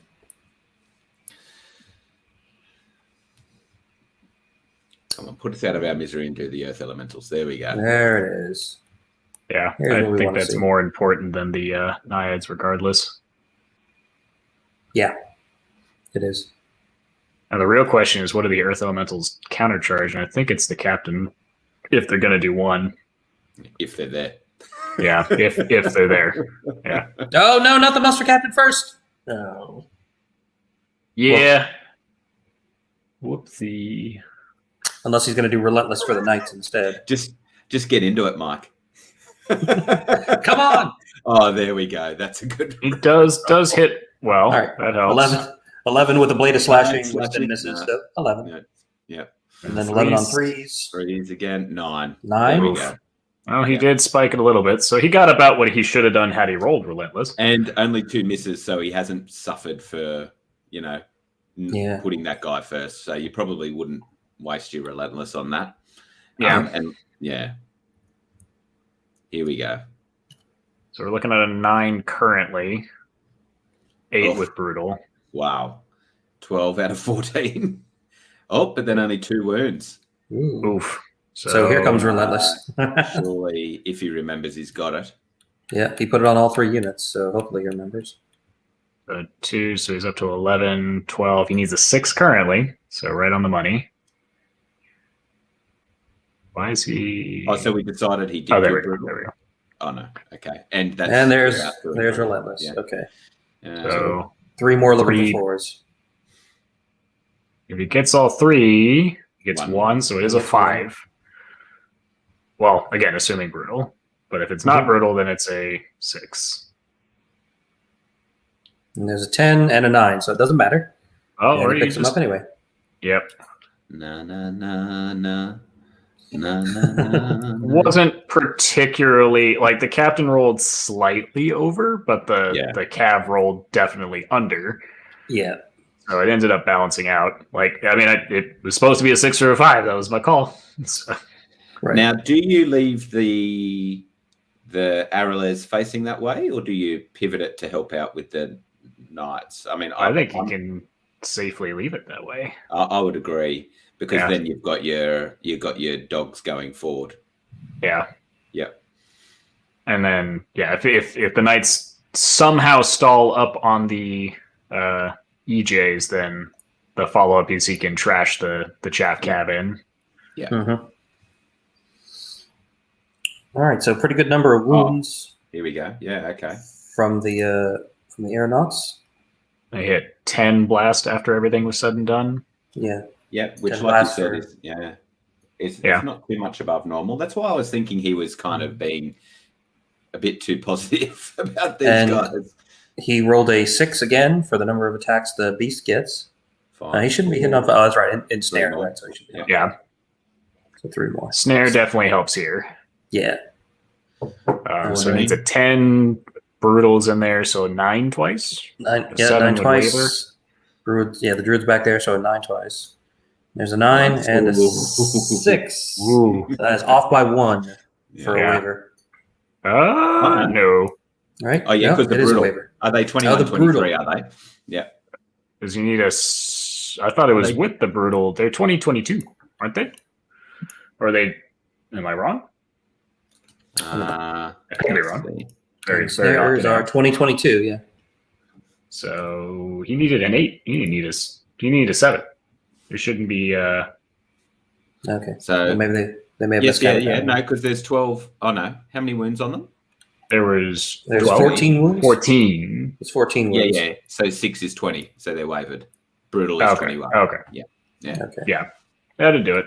All right, so Greedy Guts did 3, so he could life leech back all 3 to full, and shuts down the shooting from those heart piercers. Yep. Going from bad to worse here. Yep. A nerve roll of 7 only puts them on a 10, so they're fine, but they are disordered and have a dash 16 unit standing right in front of them that's perfectly healthy. I don't suppose Kyle has the good fortune of having his beast in line of sight of either the battle captain or the sorcerer. It looks like he's at The sorcerer, regardless. the sorcerer's too far. Yeah. Ugh. I don't think there's much good in the next turn for Kyle. Yeah, I think, and this, I mean, I talk about this a lot, but like it very often comes down to like, turn 1 is position, turn 2 is if it's a super speedy army early engagement, turn 3 is like the actual engagement, and then turn 4 is the like either you recover and it drags on to like a draw type game, or it just spirals out of control at that point. Because I don't think Kyle has enough pieces left on the table to efficiently take back the game. No, I think we'll see it speed up quite a bit now. Yeah. Kyle did start down a few drops, 12 drops to 16. So yeah, you don't want to piece trade 1 for 1. And looks like John's coming back. John, how you doing? You doggy dog. Cute dog. Yeah. Already how's it going? celebratory drinking is what he's doing. You're feeling pretty I was confident drinking at the already from moment, the mate? start. I'm already. I was about to say, have we bottles in. have we turned the corner from the preparatory drinking to the celebratory drinking, or I'm still on the prep drinking. I think I can build up from here. No, I don't think it's all done. I think he's still got a very scary knight unit that he could throw in. The thing about these like nimble like halfling units is that the push of a button they can get out of arc. So he can throw a unit at me and that's great, and I can disappear or just have the option to do it. But just getting that Earth Elemental unit and sacrificing an aeronaut and getting the.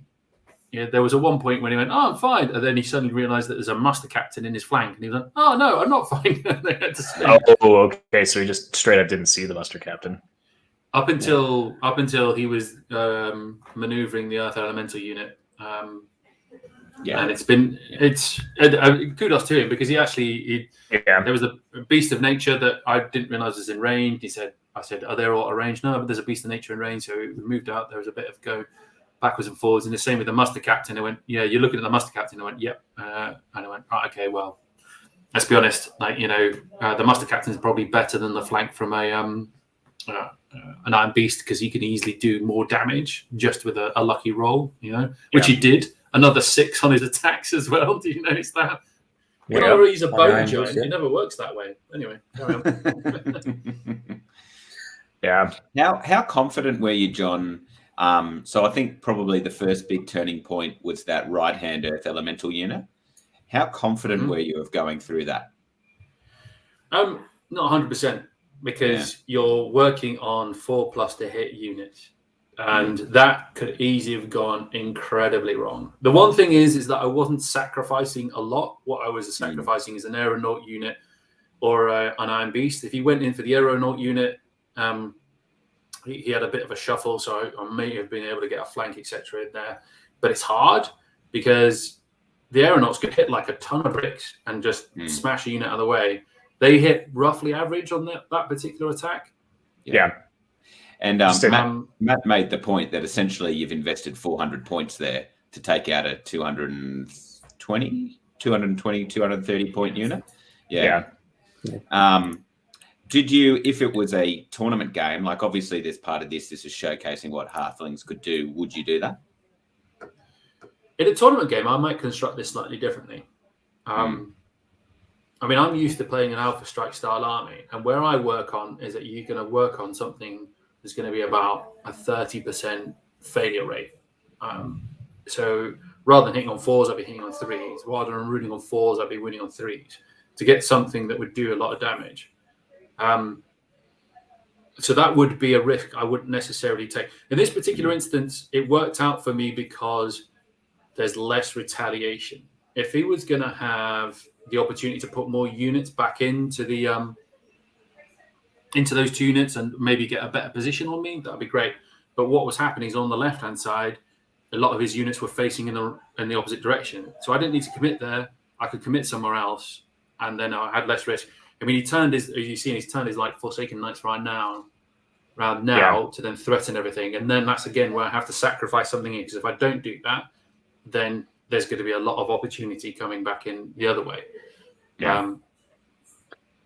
I would say, and not because I want to try carefully during these interviews to not backseat game, but at the same time commentate on the game, right? So I would say that right now you are playing about a turn ahead of him. That's where we're at, because he's going to have a lot of. I don't want to take too much from it. I think I'm still, to a certain extent, I'm playing a little bit reactive rather than being proactive. There's a lot of stuff that's going on that I'm not necessarily 100% what he's going to do. Yeah. Control, yes, but 100% what he's going to choose to do. So, for example, like these Knight and Snare is backing off. That makes complete sense. What it gives me is a turn to try and deal with them. Again, I'll probably end up trying to do the engineer trick and stop the muster captain from being hindered and trying to get them in the flank of the ensnarers, but it's going to mean I'm going to have to sacrifice something towards those of Forsaken Knights. Let's see how it works out. He cloaked with Green Lady. Interesting. He did. He cloaked with Green Lady, and he threw the unicorn into the front of the rifles instead of trying to shoot it. The ones that were wavered last turn. Yeah. So it looks like he's probably go just for the heal though on the Forsaken, isn't he? Either that or an ensnarers, one of the two. It's going to be big. He's now committed on the left-hand side, so we'll see how I'm going to deal with that, because I don't think I can take either of those units in one go. It's going to be really tough. So I'm going to have to probably maneuver out of the way to try and avoid them as much as I can, but it's not going to be easy. So it's not over. It's going to be a tough game coming from here.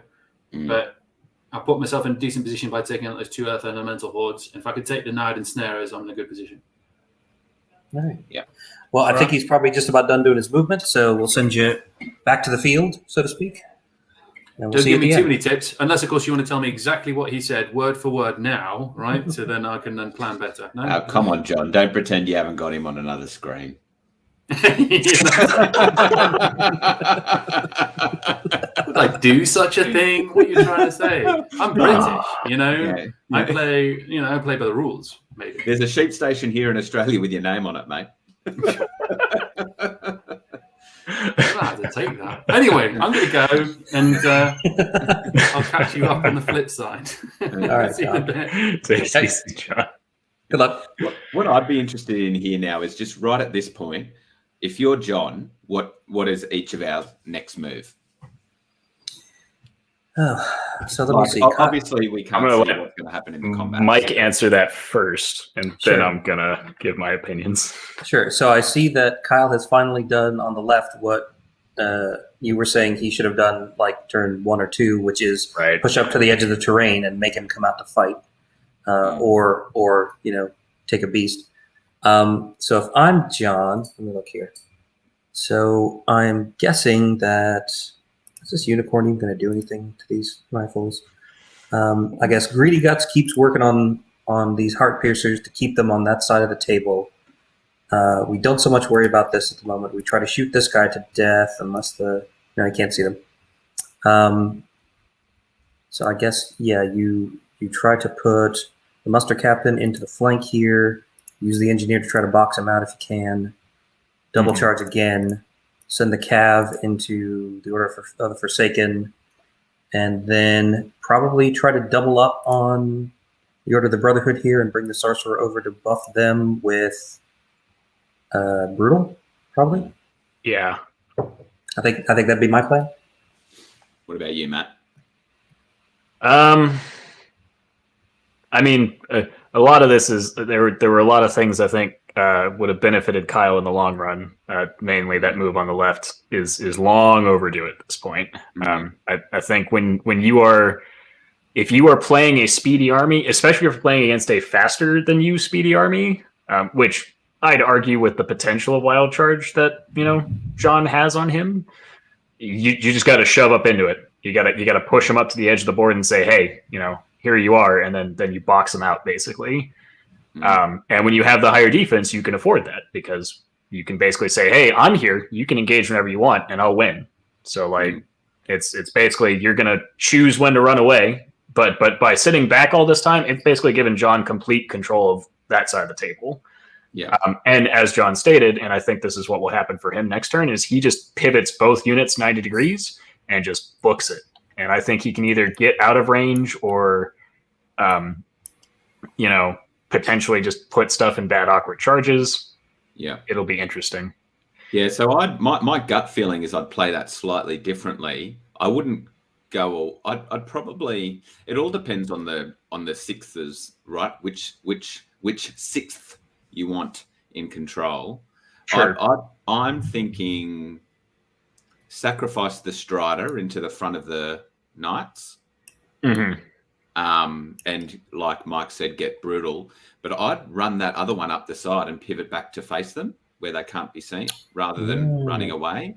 And rather than taking the Ensnarers in the flank, I'd probably drop that guy over the back of the rock. Drop the muster captain over the back of the rock, facing the flank of the beast and the rear of the Knights. All right. Yeah. And Turn then, 180. And then that's your flank, basically. Yeah. And the Ensnarers and the other thing can just wail away on each other because he's still got 2 turns. Yeah. Yeah. And then the Knights in the middle take the horde. Yeah. It kind of depends on the reform of these or the Forsaken. I actually expected them to run forward a little bit there, but I guess he's trying to see if he can prevent a charge, which He can, it seems. With the Green Lady there, it gets tricky because he has to be able to finish the position because she's not mighty, but they still have to not be touching her. Right. And right there, he can still get in the flank. Yeah, which is why so- he's checking it before he finishes. Oh, yeah, actually. But if he zooms forward, I reckon he actually could have completed that because he wasn't quite forward enough to the millimeter. Yeah, I mean, he could run forward and prevent them from getting charged, and then he picks up the knights on his turn, which I think is still at least making some kind of progress for him. Like, that's kind of the trick here, is that I feel that he's playing super defensively when he needs to be using that 300-point flying cab unit to just beat on things. Yeah.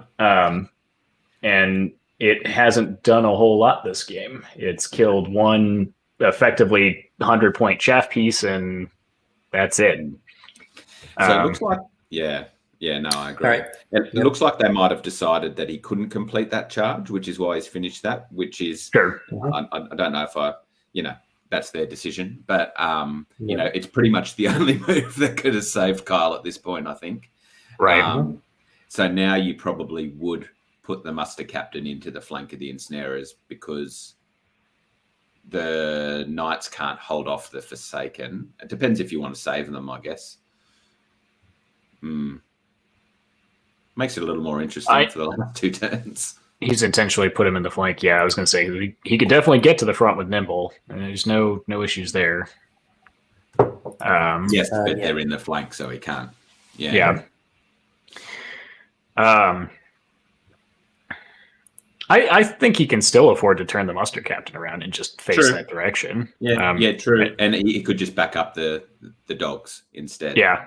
And then he just pounces everything onto the ensnarers and makes sure they go away.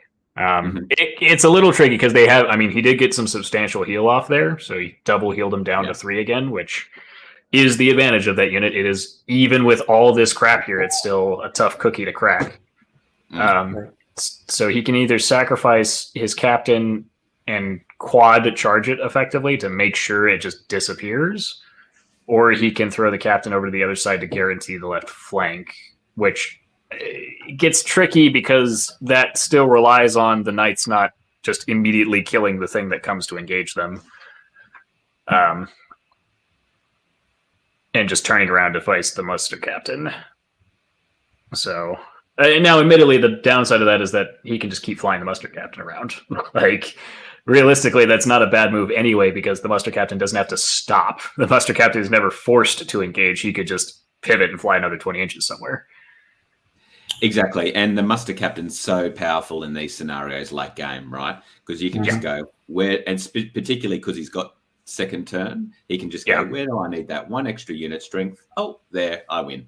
Right. These 2s. Right. They forgot to do the unicorn combat on the rifles at the bottom. Oof. Would like to see the second hit there. At least gets the 1, so that's good. So chance to pop on a 6. 6 wounds on them. He wavers them again. Okay. Unless they were rallied. No, they were rallied. rallied. They're fine. They're definitely Okay. rallied. Yeah, because it saved the waiver on the top rifle unit before as well. And then So that that's the 13, power of 15. rally. Yep. All right. Yeah. Just barely. 13, 15. Still a low nerve. Like, I don't dislike that charge. He should have been 2 wounds. That was not a bad play, I think. Well, and what else is it going to do? Right. It's with Pathfinder, you may as well do that rather than shooting because of spell ward. So, Yeah. He did disorder it, which is still good, and then, we'll see. And then I guess from where you are, if the unicorn survives, he could just back up, turn, and walk into John's middle if there's no other unit strength there at the end of the game. Right. I do want to say that, at least from where I'm sitting as a commentating this match is not much different from commentating other finesse lists, in terms of, the style of play of halflings. They're definitely very finesse.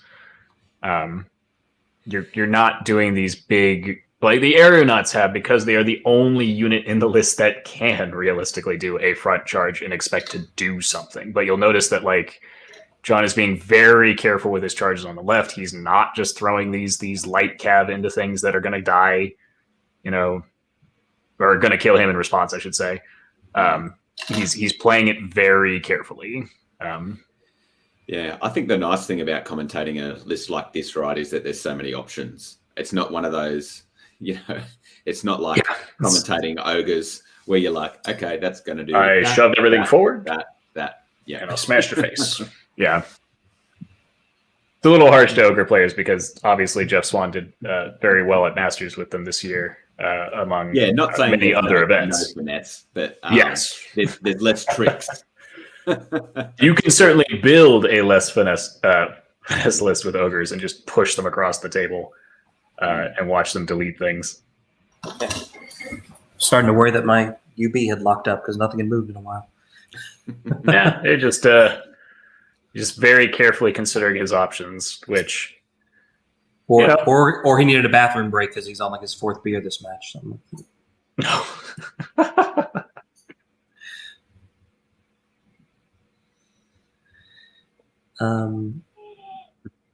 So Matt Croger, Countercharge has been doing little live videos on Sunday evenings, and I guess that's Monday mornings in Australia.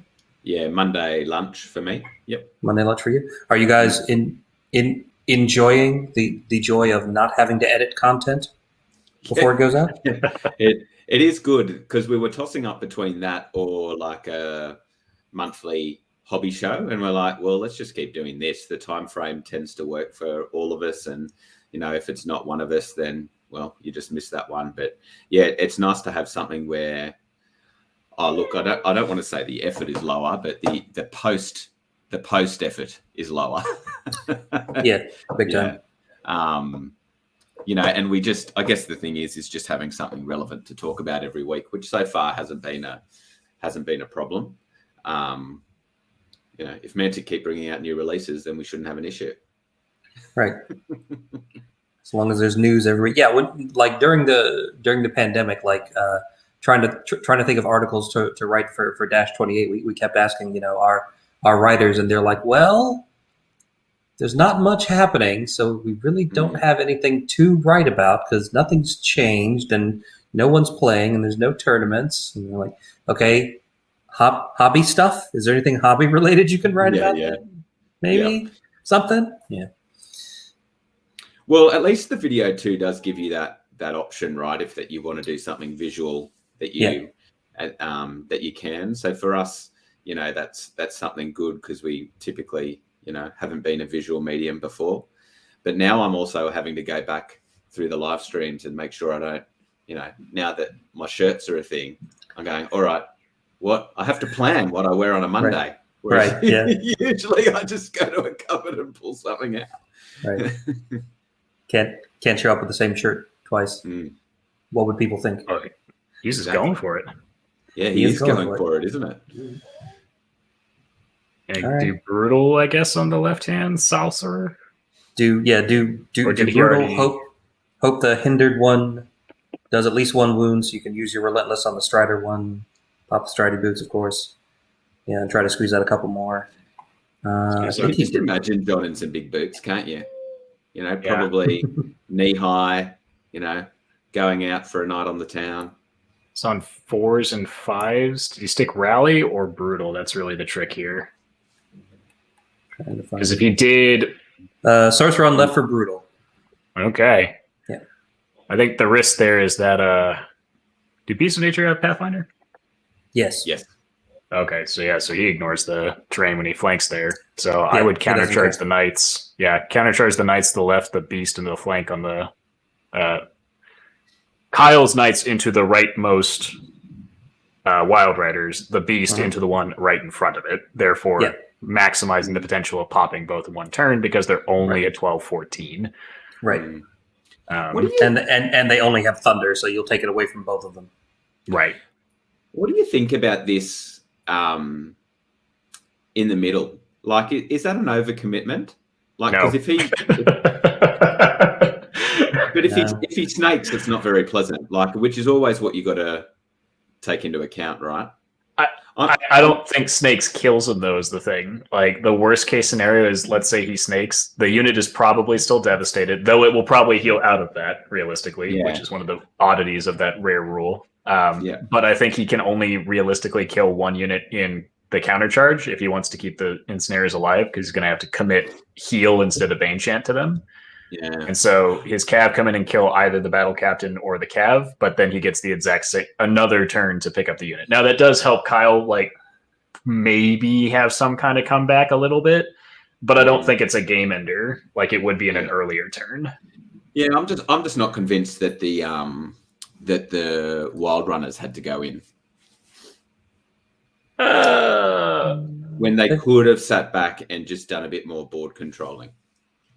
Maybe. Yeah.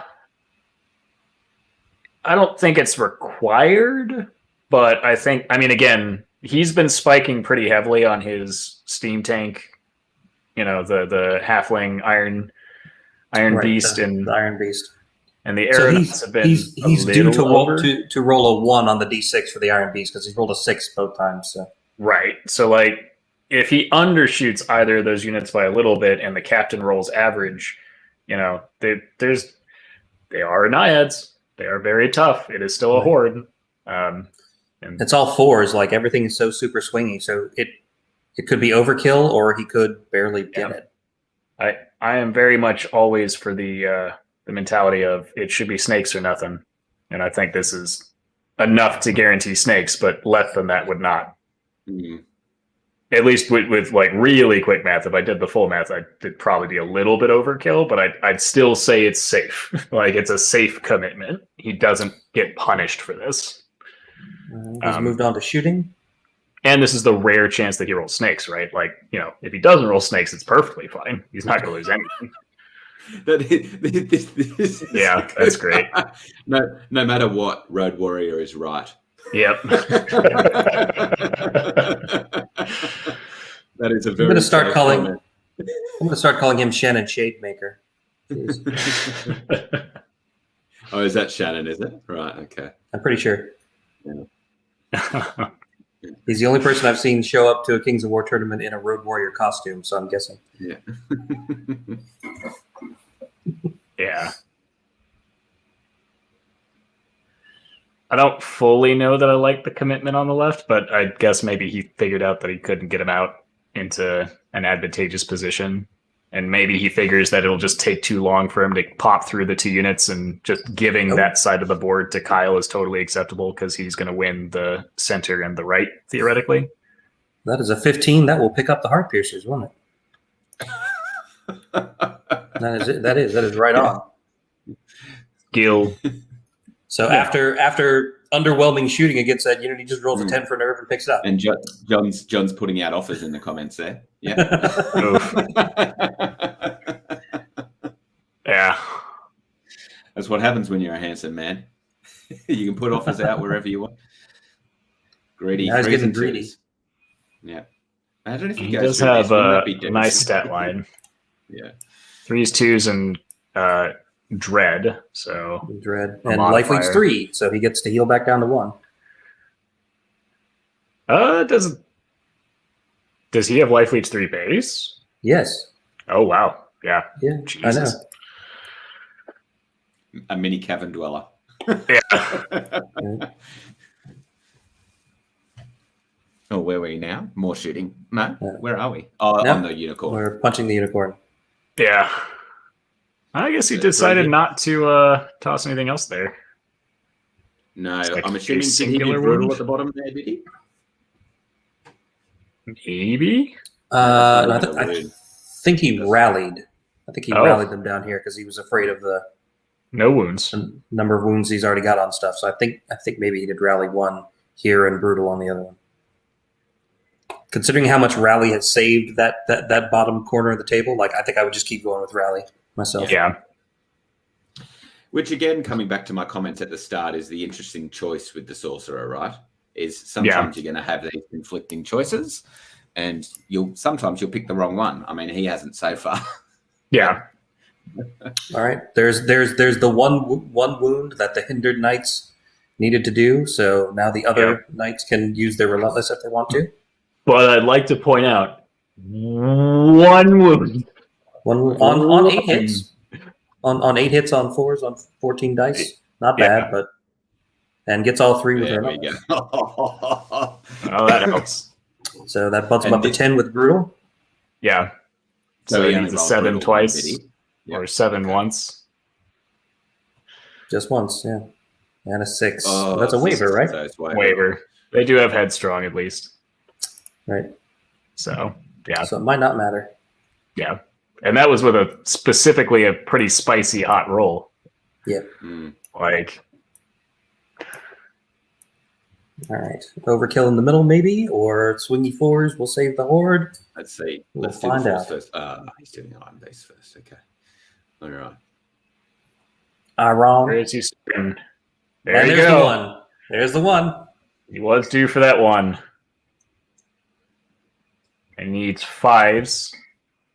He gets nothing with the Iron Beast to start. There you go. So one Matt was wrong so far. Wow.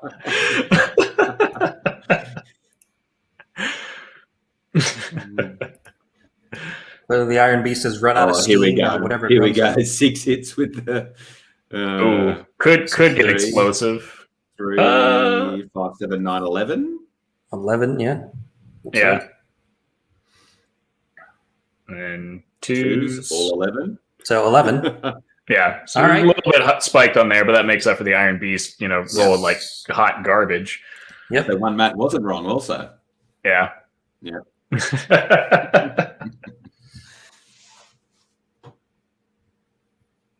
All right. So 14, not hindered, but ensnared. Why is he taking us through it all? Just do the character in the flank. It'll be snacks, bro.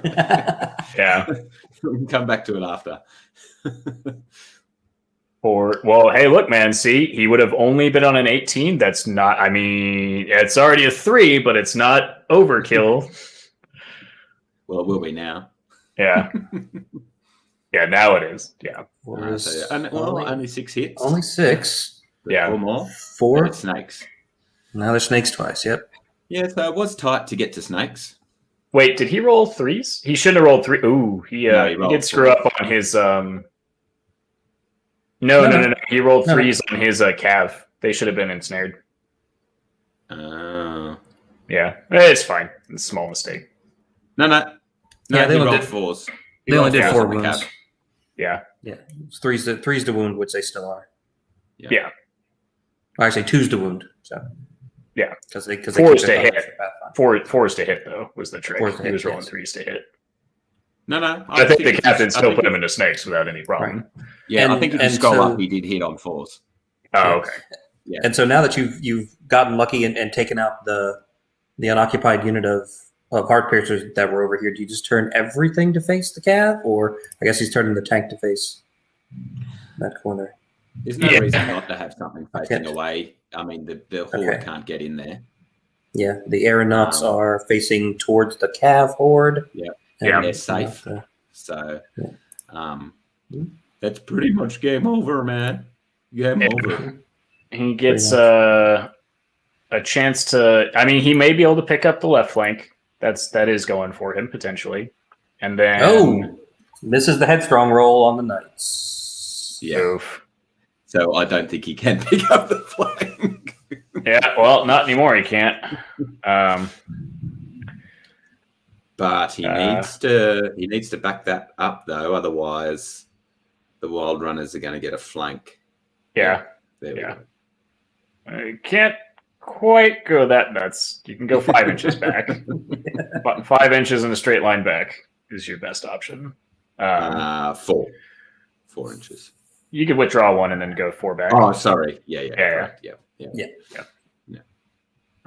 It is surprising how fast backwards you can move with Cav or sidestep with Cav a lot of the time. Mhm.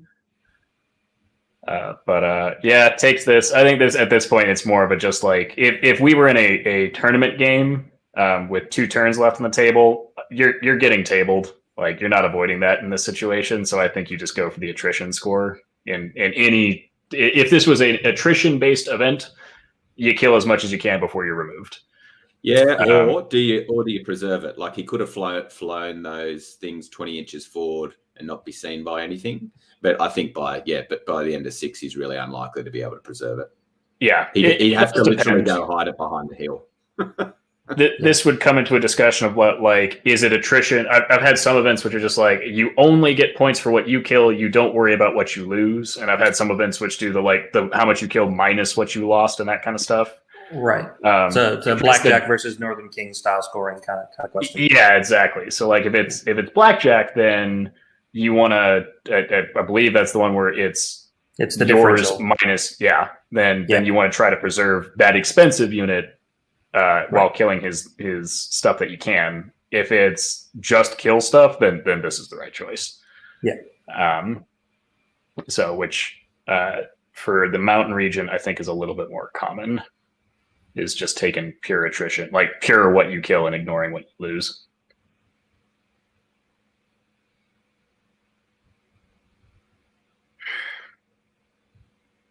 I mean, he could have made it not last all game by moving the Iron Beast that way, but he chose not to. He chose not to.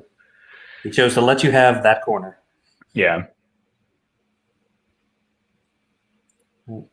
Okay. There's a really slim chance that the unicorn pops through the gunners over the course of the next couple turns, but like I still don't think it's enough to secure the coin. Like he would need a turn 7. Right. I'm just thinking of like is there any chance at this point for him to recover, right? And it would basically come down to the Forsaken basically need to get snakes in the ensuing presumable countercharge that's coming in here from the aeronauts and the muster captain. Right. But he will still, if the unicorn doesn't die, if he blows through those rifles, the unicorn can fly over and take John's center, and then John would have to move something else back down to not give up those 2 points. The unicorn is not scoring because he didn't upgrade it with flying. Oh, so shit. It's not a large cav. Oh, no. You're right. So he has no unit strength. Yep. Never mind. Yeah. Unlike most unicorns, which I would agree with you, the standard option of taking fly and then removing it later. He did not take it. So the unicorn's just there to punch stuff and support. Mm. All right. I think we're seeing a really good value out of Greedy Guts here, right? So Greedy Guts is 115 points, and he can go toe to toe with the shooting regiment all game. He could almost go toe to toe with a standard infantry horde shooting unit all game at -16, because most of those don't hit well. And so for 115 points, you've got this little cannonball that can essentially take out at least one opponent's shooting unit. At least one unit of your opponent's. Did the unicorn just pick up the rifles? Yeah, it did, because the sorcerers are not inspiring. And that was, even with Rally 1, he still got it because it's a 15 and they're 12-14. So, yeah.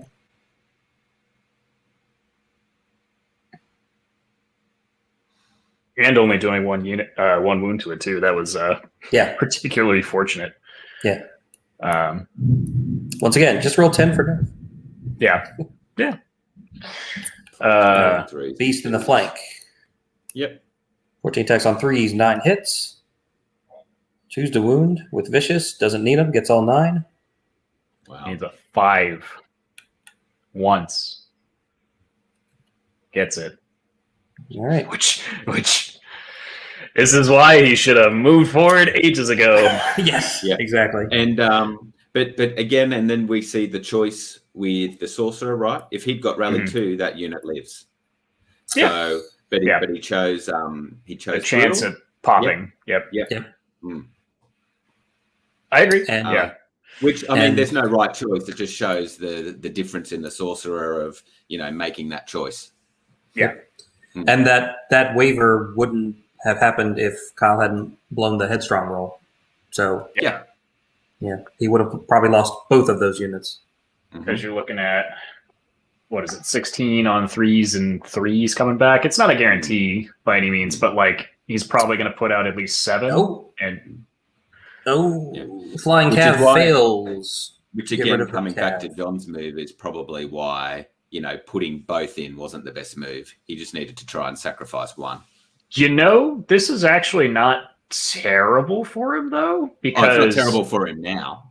Yeah, but it could if anything, because it means that the The Iron Beast isn't getting in, whereas before I think it had a chance to actually get all the way through. Yeah. And the aeronauts are actually going to be. They should be able to fly in because I think they're tall enough to see over that. Though I I have think to so. check. Yeah. Aeronauts are Four. height 5. Grenadiers here's are 2, but aeronauts are 5. So and he's just a monster, so he's height 5 there to do that. I would assume. the muster captain is also height 5. Yes. Yeah. So yep. Don't you Gets hate the it when rear your there. chaff gets wavered right in front of you? So annoying. Yep. I mean, he can still back them up. I mean, the thing is, they will survive that because he can back them up probably to the aeronauts, and the aeronauts charge over them to the front of the knights, or he just leaves them there and says, "Fuck it." Yeah. So if he was to back the wild runners up, would he be able to get the Iron Beast and the aeronauts in? I wonder. I would say probably yes. He can only With back one up. pivot. No, with no pivot. So if he just backs them right up against the aeronauts, so withdraw and then reverse. I should have The aeronauts clarified. Go to the left. The Iron Beast would only get one Oh, pivot, which is the trick. yeah. But the aeronauts would go in first, so I think he could do it. But the Iron Beast is height 5, and so are the aeronauts, so he can't see over them. Oh, maybe he thought the aeronauts are an extra height. That's interesting. Yeah. Honestly, more of a detriment to be height 5 in a lot of cases. Okay. So Height hold 4 on. is plenty. How did he get rid of that waiver on the wild runners? I don't know.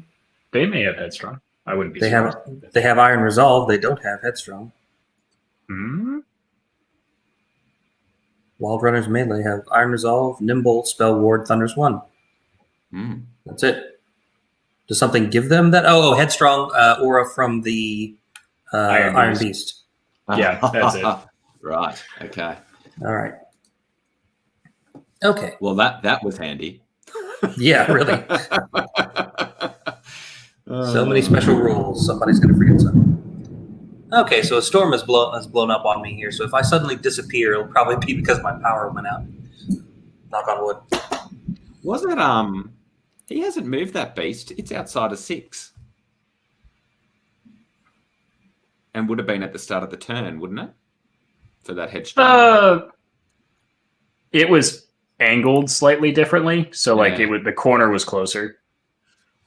He did pivot it, so it was facing straight forward, which would have put its corner closer to the. Yeah. So he's doing rally on the right, which goes off rally 2. Rally 2. Yeah. I'm sure they checked it too. Like it's UB. You click on the unit, you're like, oh, it's within 6. Yep. You just have to remember that there's an aura. Yeah. On that unit. I wouldn't use that theory. I don't always check stuff on UP. Yeah.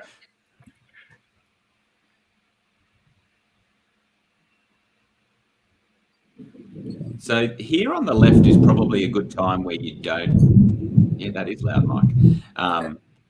Where probably the best move is rally for the left-hand sorcerer as well. Doesn't need brutal. It doesn't need brutal. Yeah, with that charge, he certainly doesn't. The rear charge will take care of it without the guys at the front. So yeah. Rally, because nothing's hurt, so life leeching doesn't do you any good. So just rally to make sure the beast can't kill anything. What Kyle should pray for, but I don't know what they're determining the rocks are in terms of height blocking. But if his beast can see the 10 wounded wild runners on the other side, then he should try charge straight across and ignore it and try to resecure the center, because then assuming this is a big if it does look like he had range based on that, but if he can see the corner anyway. Yeah, there we go. So if the Forsaken survive, then Forsaken countercharge the aeronauts, beast charges the basically already dead Kniggets, gets the hell out of dodge, leaves John stuff, presumably all facing the beast. So the engineer just plinked 2 wounds at the unicorn in cover. Nice. Yeah, that gun's a little good. Sevens and fours. So he's trying to take off this unicorn. Nothing. I don't think the other one's moved. So Yep. Sixes and fours. Yeah. It's one. One more. There's It's a wound. Yeah, so lucky roll is a chance of wavering, which is you want the waver at this point. Yeah, unicorn is 12, 14. Tanky. Mm-hmm. Oh, what's he doing now? Did they just decide that they were? Is it the Iron Beast? Does that have a gun on it? It does. Right. An 18-inch gun, yeah. Okay. 5 attacks. Yeah. 5 attacks, piercing, 1 steady aim. So yeah, that's what did it, I guess. Oh, why would it have been on 7? Oh, that was the other halfling gunner unit then, probably. Okay. I got no idea. I thought he'd already rolled that. He's shooting at this point. Yeah. Oh, it looks like they went back and agreed for some reason it was 7s. So. Oh, okay, gotcha. Yeah. It's weird. Because they have steady aim. Whatever. Maybe they weren't touching the trees. Maybe he was out of arc. I don't know. Yeah, couldn't tell. Cover? Oh, so he's fine.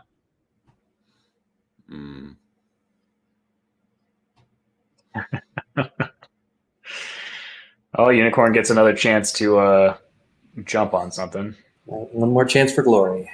Oh, yeah, Shannon. Individual. Rightly says cover plus individual, of course. Yeah. Still an individual. Yeah.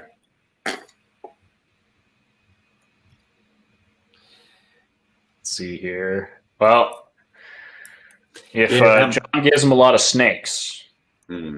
So Pete Fry's made a comment about, Sorcerer being all the options. Are they fun to play with but not so fun against? I have to admit I actually haven't been on the receiving end of the Sorcerer options. I've kind of typically run the halflings, not played against them. So I don't know really. I'd much rather play against that than 15 lightning bolts. Yeah, true. Which is usually the alternative for the same amount of points. It's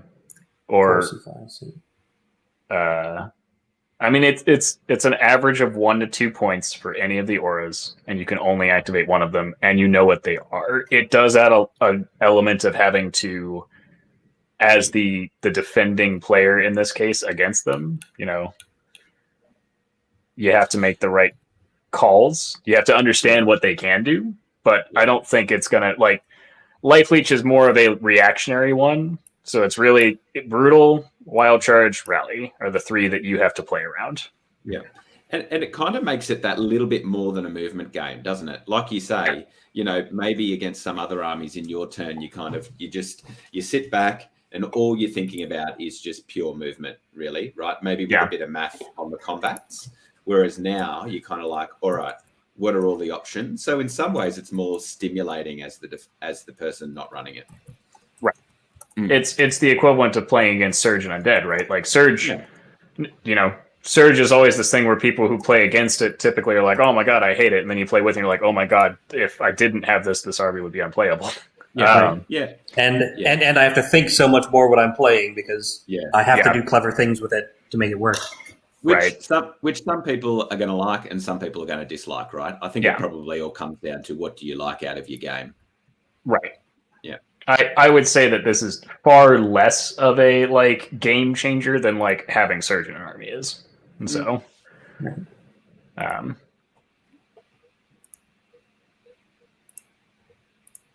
because it's not like other armies don't have these abilities. Like Ogres have Brutal on every single one of their units. Wild Charges on every single Northern Alliance unit. I do think the ability to switch it is what people may be like, oh, maybe that's super crazy good. Only 3 hits out of the aeronauts. Ooh, that's not good. Only last to 5. Good. So Crush 2, so 3, 4. So 4 wounds. 4 wounds. Yeah. So they could survive. So 7 twice. Or maybe more than that. Are they? They're 18 or they're 17? they're 15, 17.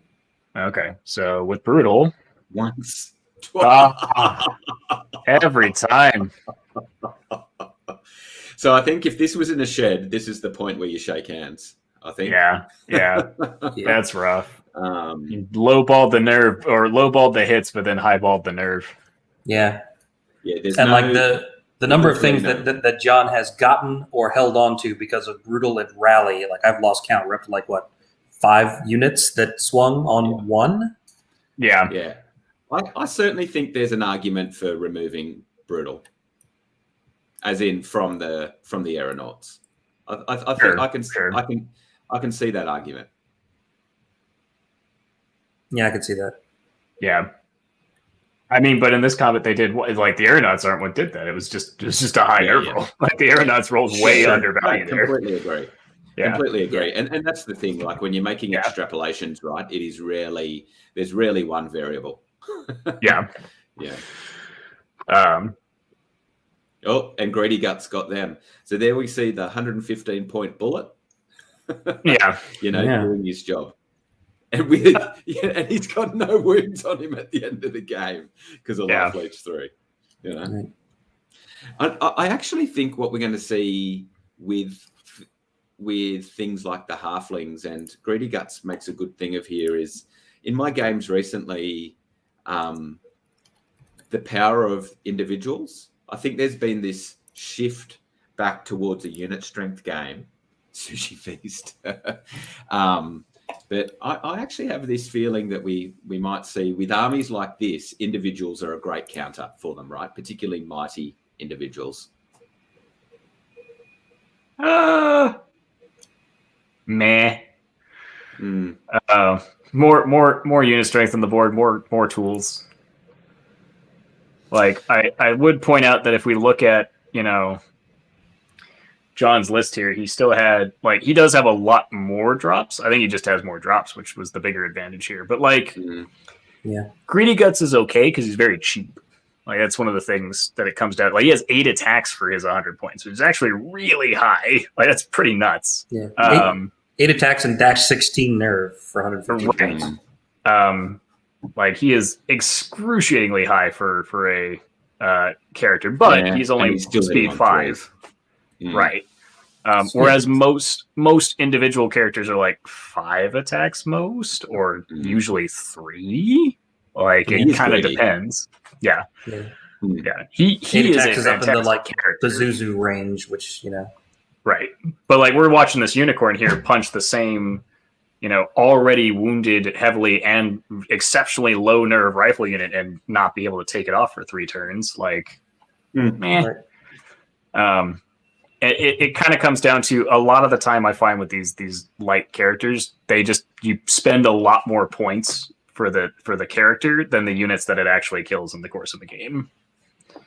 I just think with the halflings have quite a bit of access to flying, and I think some armies, one of their best defense against that is individuals, because it gives you quite a wide board control with a free pivot. So he's YOLO charged the green lady into the wild runners with 10 wounds. I would say that Kyle had the board control and then messed up his arcs in the early game. That was the rough spot. But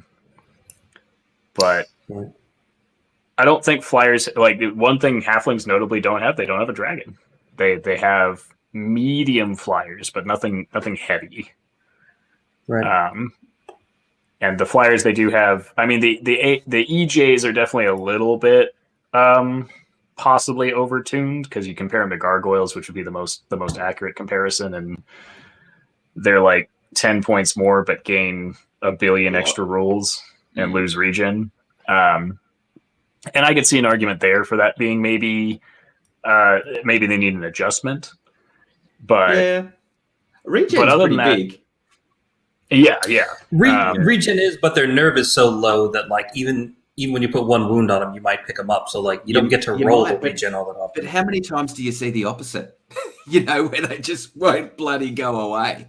Right. But I mean, 11, 13 nerve base and defense 4 is pretty good for 105 points. Like that's some decent chaff. Like if you look at dwarf infantry, you're losing a point of defense but gaining 6 speed and nimble for like 30 points.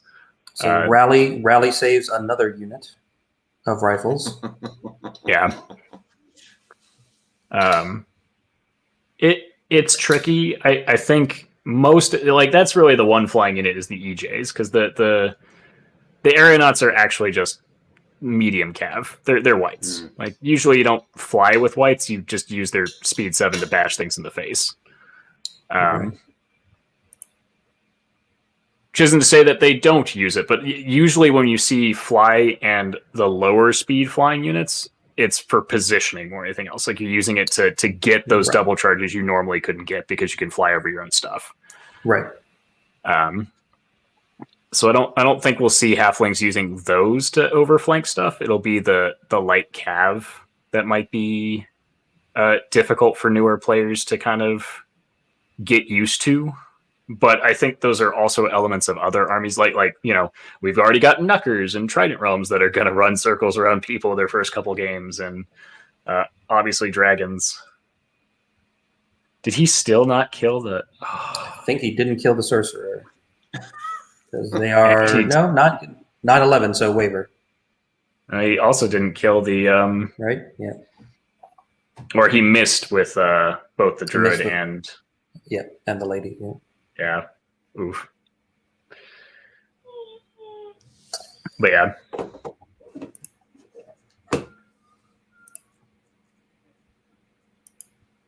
I would say this is definitely a showing of John having good game sense of when to engage, I think. Yeah.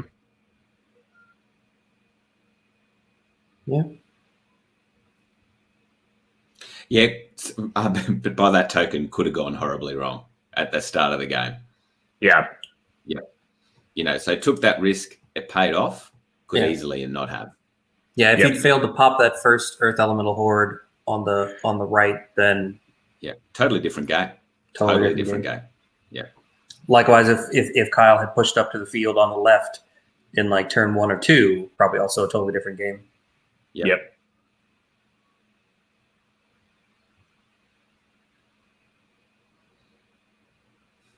But that is how the cookie crumbles. Sometimes you live and learn, and then you know better for next time. Mm-hmm. Right. And so now he's just getting points. Yeah. Well, I was just about to say, I love how John's trying to find the best move there with it like. Yeah. It is. I mean, it's the right thing to do, right? You always want to play the best move, even in the late terms of the game. Though I do think at this point it is it has gone from a slight advantage to a medium advantage to a big advantage to as you said, Matt, they could have just shaken hands and gone home last turn. Yeah. Right. Because I mean, Kyle is down to 1 scoring unit. Yep, 1 scoring unit and 3 individuals. Yeah, 2 of which have 1 attack. Yeah. I mean, it is the one thing that in a tournament game against this halflings, that given that 1 scoring unit is a beast of nature, it could create, if you had 2 turns left, quite a bit of havoc, right? Yeah. Because of the low nerve. It is possible. Yeah, you could catch a flank on something and pop it, and maybe that's the only unit strength you had in that corner, and then he could fly to your middle and suddenly get 2 points, and it's like a 3-point swing in turn 7. Like, it can definitely happen. But John moved his Iron Beast to his middle, so that's not happening.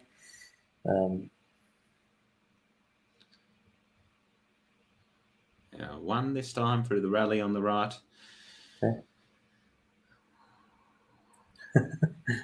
Greedy Guts is coming to bail them out, so if it gets turn 7, he'll get to kill a unicorn too. Yeah.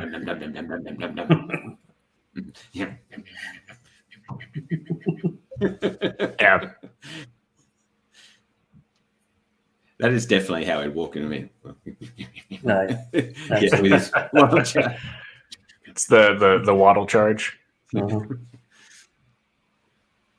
Love it. And then if he gets his own wild charge plus a wild charge aura, it just gets quicker. Right.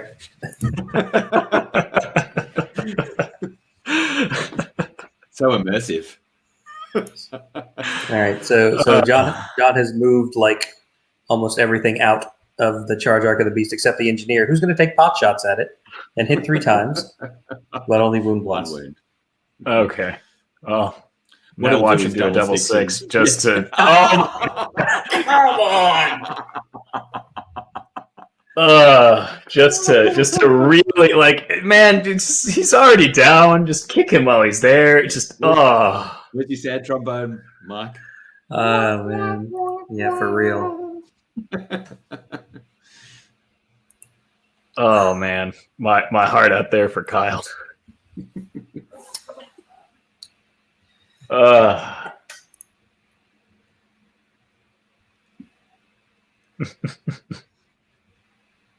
And you know, because he did that they're going to get a turn 7. Oh yeah, of course not. He's gonna have turn 7 and literally have nothing left that can move. Well, actually, he can just. Would he be able to get that beast out by backing it up? Yeah. I don't know. That's an enemy unit maybe behind not, it. actually. Maybe not.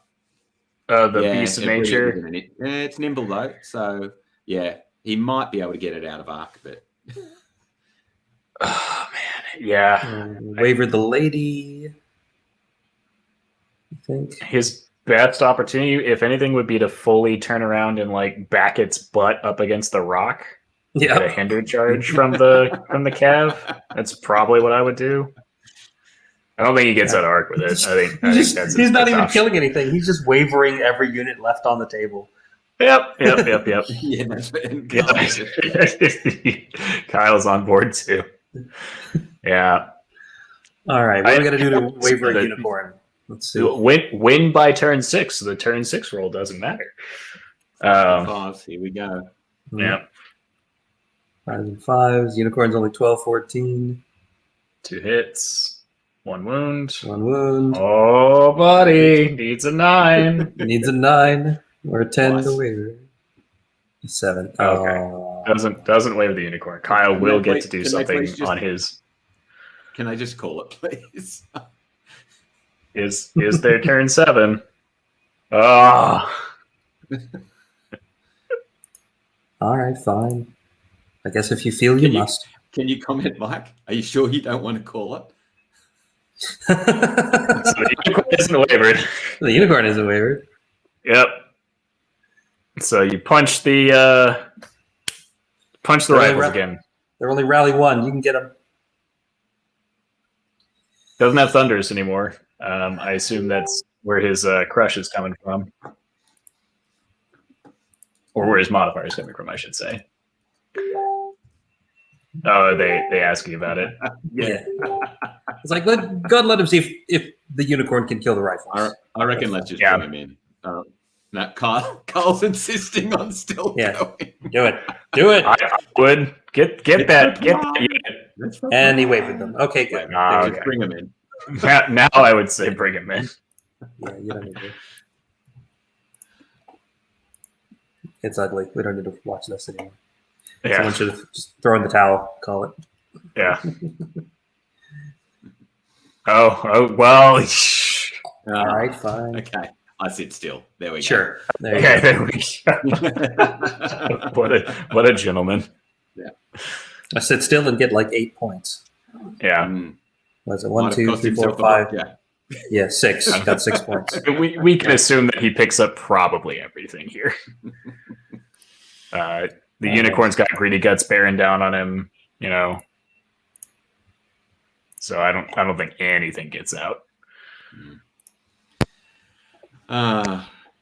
Commiserations, Carl. At least Kyle's got a good smile on his face there.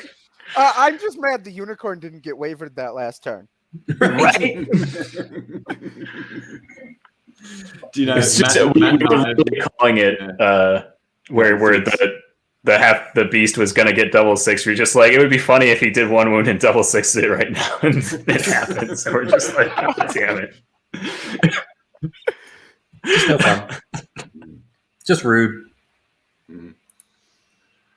Yeah, You know, some good nerve rolls from John there in that last turn for I've sure. always known Oh, John's yeah. a bad dude. You know. Mm. Mhm. All right. So while we're waiting for John to come back, any questions we have for Kyle while he's here? I think How many boxes of the tissues are you going to go through? What was that? How many boxes of tissues are you going to go through crying after that? Yeah. There you go. I guess the one thing that we wanted to ask you is towards the end of the game. There comes John. Towards the end of the game, over on the left, you sent one of your Beast of Nature and your Cav unit forward towards the field to try to lure John into some hindered charges. And when you go back and rewatch, that's something that I think Matt Croger was saying from like turn 2. Like that's what you should be doing on that side. You should be pushing up the That's field. what I should have done from the start. Maybe I could see that. Yeah. So we were happy when we saw you do that, but we were like, oh, this is like 3 It turns should too have late. happened, yeah, earlier in the game. I see what you mean. I think that was I've got our a big question thing. for John. Go for it. John, how do you feel about being such a bad dude? A bad dude. Yeah, just causing so much pain. And like in the side chat, like going, I really want to keep going for 7 and just roll this out. And we're like, just settle. Okay. You don't need Stop to take kicking. He's everything. already dead. Yeah. No. I wanted turn 7 because I thought my unicorn was actually going to be able to kill the other regiment. But Yeah. Sure. How Actually- much did Rally pay for itself all game in that bottom oh right my corner? god, on that right Yeah. side, so much. That's the best Rally, 80 points I I think was you've ever one spent in a game, short. John. Yeah, it was there was a point though. I mean, there's so many things I've forgotten or didn't realize. I mean, like I thought the sorcerers were inspiring, and then like Carl points out, no, they're not. I'm like, oh shit. Yeah. Just watch this. Like, he still managed to fail to kill them because they all had rally on them. But Yeah, it was there were, there I was think, a couple of I lucky think- points in there. I have to. Yeah, there were several nerve rolls that went your way because of either rally or brutal from the sorcerers. Like we were up to maybe 5 or 6. We were trying to count Yep. them. Yeah. I think on balance in that list, Rally's probably going to be the most common choice, maybe followed closely by Definitely. Brutal. Yeah. I mean, Brutal's a good choice, but you've got Brutal options from other things already, so it's not going to stack. Right. Yeah. I genuinely think the saucers are fine as is, as they are. I think that the limitation, and we didn't see it at all this game. There wasn't a single 3-up, like 3 modifier from the saucers in any single event. I think there were only like 2 of them that got 2, like, Mhm.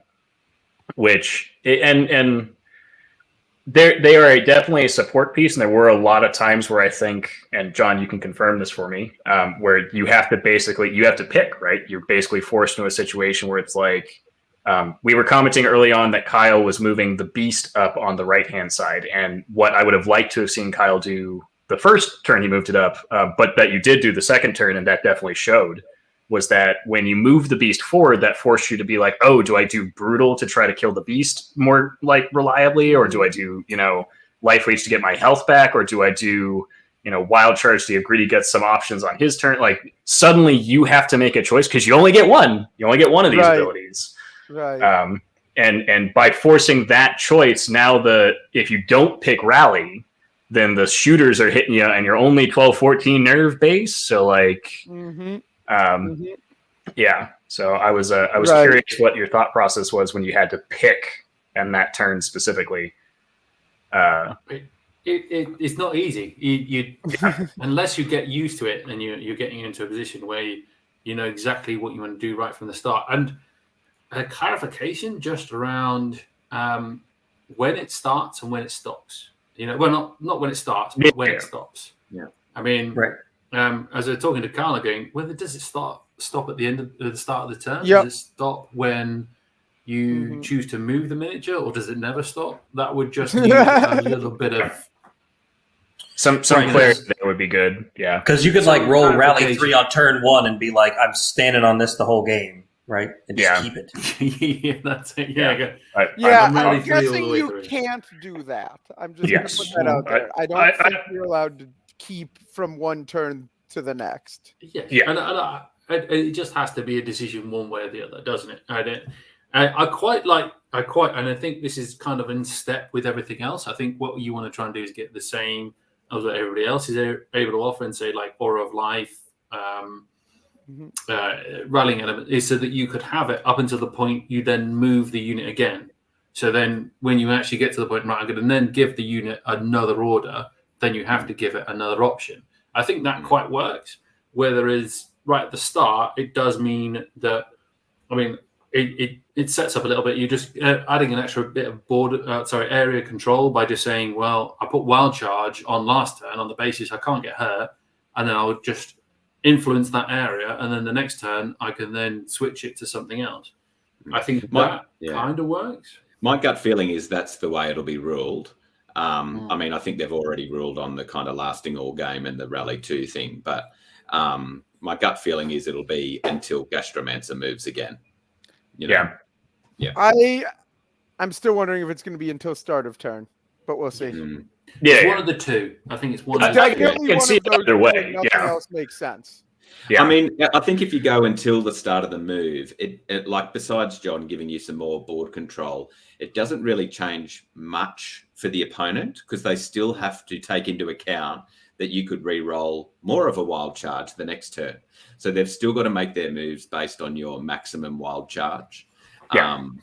So I don't think it would break anything to keep it until the start of the sorcerer's. And the fact they don't inspire, I mean, that's it. It's on the borderline. That kind of points value, you could turn around and say, look, it's going to get, because the other issue is that you go, right, well, I'm going to have to give it wild charge to then affect another unit. Then you have to stay where you are. Whereas what you could do is, if you could roll for the wild charge the turn previous, you could give that to a unit and then move on to something else. So it'd be interesting because I think it gives a little bit more of a tactical advantage doing that way, because otherwise you just go, I'm going to go rally all the time until they need it, and then you're going, right, well, what do I do next turn? Yeah, which at that point, still at 80 points, it's a different variation on a standard bearer, but it's still a slightly more expensive standard bearer, right? They just rally instead of inspiring. So because we were talking about, I mean, the alternative here is like, right, so cool, you've got these wizards, these sorcerers that are 80 points that have these cool abilities, but like the alternative is 15 lightning bolts coming your way every turn. So which do you want, as the opponent, if you're being played against these types of units, what feels worse to play against? And I would argue that I would much rather play these auras where at least I have a little bit more thought process in how I approach it. Whereas lightning bolt, I'm either taking it or desperately trying to hide and cover, which most of it ignores anyway. So, and like that lightning bolt has potential to be far more damaging, right? So, like on average, more damaging. It does, but then I think the equivalent you've got to have is because it's more of a defensive unit. Something like the Brute Enforcer. The Brute Enforcer does rally 1, but then he's actually a scoring unit, and he's 75 points, and he comes with 3 attacks at Crush 2. So you don't get any of that offensive ability. You don't have any of that ability to take objective, etc. All you're doing is working very reactively, and because the thing is, the sorcerer becomes very less effective the further in the game you go. So he doesn't have an effect in like turns 3, 4, 5, 6, because he may be a bit of brutal, he may be able to get a bit of life leech, but it's not a huge difference. He's really kind of key early on in the game, and then it loses his effectiveness going on. There is something that a Brute Enforcer has a big effect all the way through the game. In the limited number of games I've played, because I've only played 3 games as Halfling so far, has not been the case. And the brutal and life leech especially have been very important turns 3, 4, 5, 7. I think, though, the other way to think about it is you could have also just given units in the Halfling list some of these rules and increase their points and remove sorcerers, and no one would bat an eye. Like, it's only because they're in these auras. But honestly, I think that the choice and the forced decision on the player both the player to react to them and understand, what abilities are out there. Like that's the thing. Like it's not like this is a hidden information. Like, ooh, I wonder what card he could play this turn. He draws 3 of these abilities, and so I don't know which ones he has. Like, no, all 4 of his abilities. Like everyone knows them. It's not secret. Yeah. So you can play around it. Yeah, it's just a different mechanic that we haven't seen before. I mean, Pete makes the comment below with what he was talking about, with what John was talking about, is it gives you 2 shots at max wild charge. Sure. But if as the opponent, if you're not banking on max wild charge, then you're doing it wrong. Right. So and that really played into what happened on the left side. I will say, somewhat to Pete's point, it just conceptually, it feels very wrong for you to effectively get the full benefit of 2 of the auras on the same turn. Yeah, I think that's fair. If you're using last turn's wild charge, charging in, and then being brutal, you should need 2 saucers to do that. Sure. Yeah, I can see that. That is a fair for point. Sure. That is a fair point. Yeah. You've got to balance it somewhere. Yeah. Right. I do think though that like from a play style, it's going to be similar to Surge, right? Some people are going to hate it because they're like, I don't want to deal with this mechanic that I don't feel comfortable playing against. And some people are going to be like, oh, I totally know how to play against Surge and I just know how to shut it down. And suddenly the second you remove these tools out of these lists, like look at Halfling Nerf. They're 12-14 across the board almost. Like it's really glass cannon-y. Even at a regiment level, you can almost plink shoot that off, right? Yeah, eventually something can happen. Yeah, and not even particularly cannon-y. They're just sort of glass. Yeah. A lot more glass than cannon. A lot more glass than cannon. Default is probably going to be rally. With those gastromancers. Your default's probably rally, and then you make a choice. Specifically in this turn, is there something that's better than rally? So, but most of the time, you're just paying for a variation on a standard bearer. Yeah. Yep. I do think that like there were some the aeronauts, which I think are the other controversial unit right now for the internet or for Fanatics specifically, I mean, we saw kind of both sides of that coin this game. We had one turn where they did, I think, 9 wounds against the ensnarers, and then or they did 11. That was it. But they kind of compensated for the Iron Beast basically doing nothing on that particular turn. It wasn't ensnarers, and you saw both sides of the saw the aeronauts, and they'd roll in and go. I mean, they go against the Green Lady, and they were lucky to get a waiver. I mean, I'll be honest. We saw them against the Forsaken only do 5 wounds. Yeah. Right. So and what we said at the end, John, is that given that first charge of yours on that right Earth Elementals. Yeah. If you'd swung down at that point, game completely changes. Correct. Yes, you're a good chance of going in, but if that had swung down, then you lose potentially 400 points in a turn. Right. I wouldn't have lost both of those units. I've lost one of those units. No, he would have. I had thought about that. My plan for if I held was actually kind of weird. I was going to countercharge with the ones on the left and the ensnarers. And then I was going to charge the aeronauts with the earth elementals and bane chant them. Mm-hmm. That would have put the Iron Beast in my flank, but the unicorn was in a position to charge downhill and block if it does a point of damage. So it was a slightly different. It would have worked out, and I think it would have been a lot closer game. Yes. Yeah. It would have been a lot closer, and that's what lots of like Kings of War games kind of tilt on a little bit, don't they? Yeah. And I don't think the beauty of that is that it wasn't necessarily a. It's a lot less one-sided of a game. Halfling. Yeah. Than what was displayed, because you saw a couple of high rolls, which happens because that's how the game works.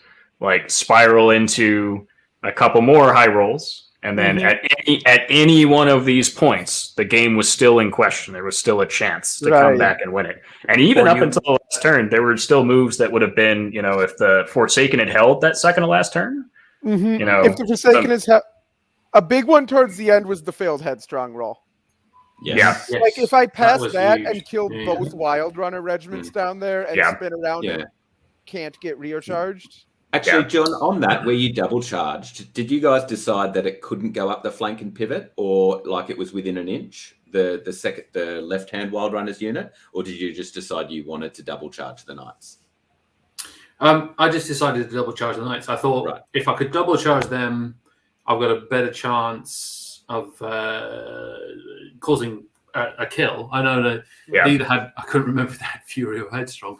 I just went into them and just went, if I could kill those guys, great. And I felt that the center was kind of guaranteed at that stage. But it just turned out I got lucky and they wavered, failed the Headstrong, and then I had the rear with the Muster Captain.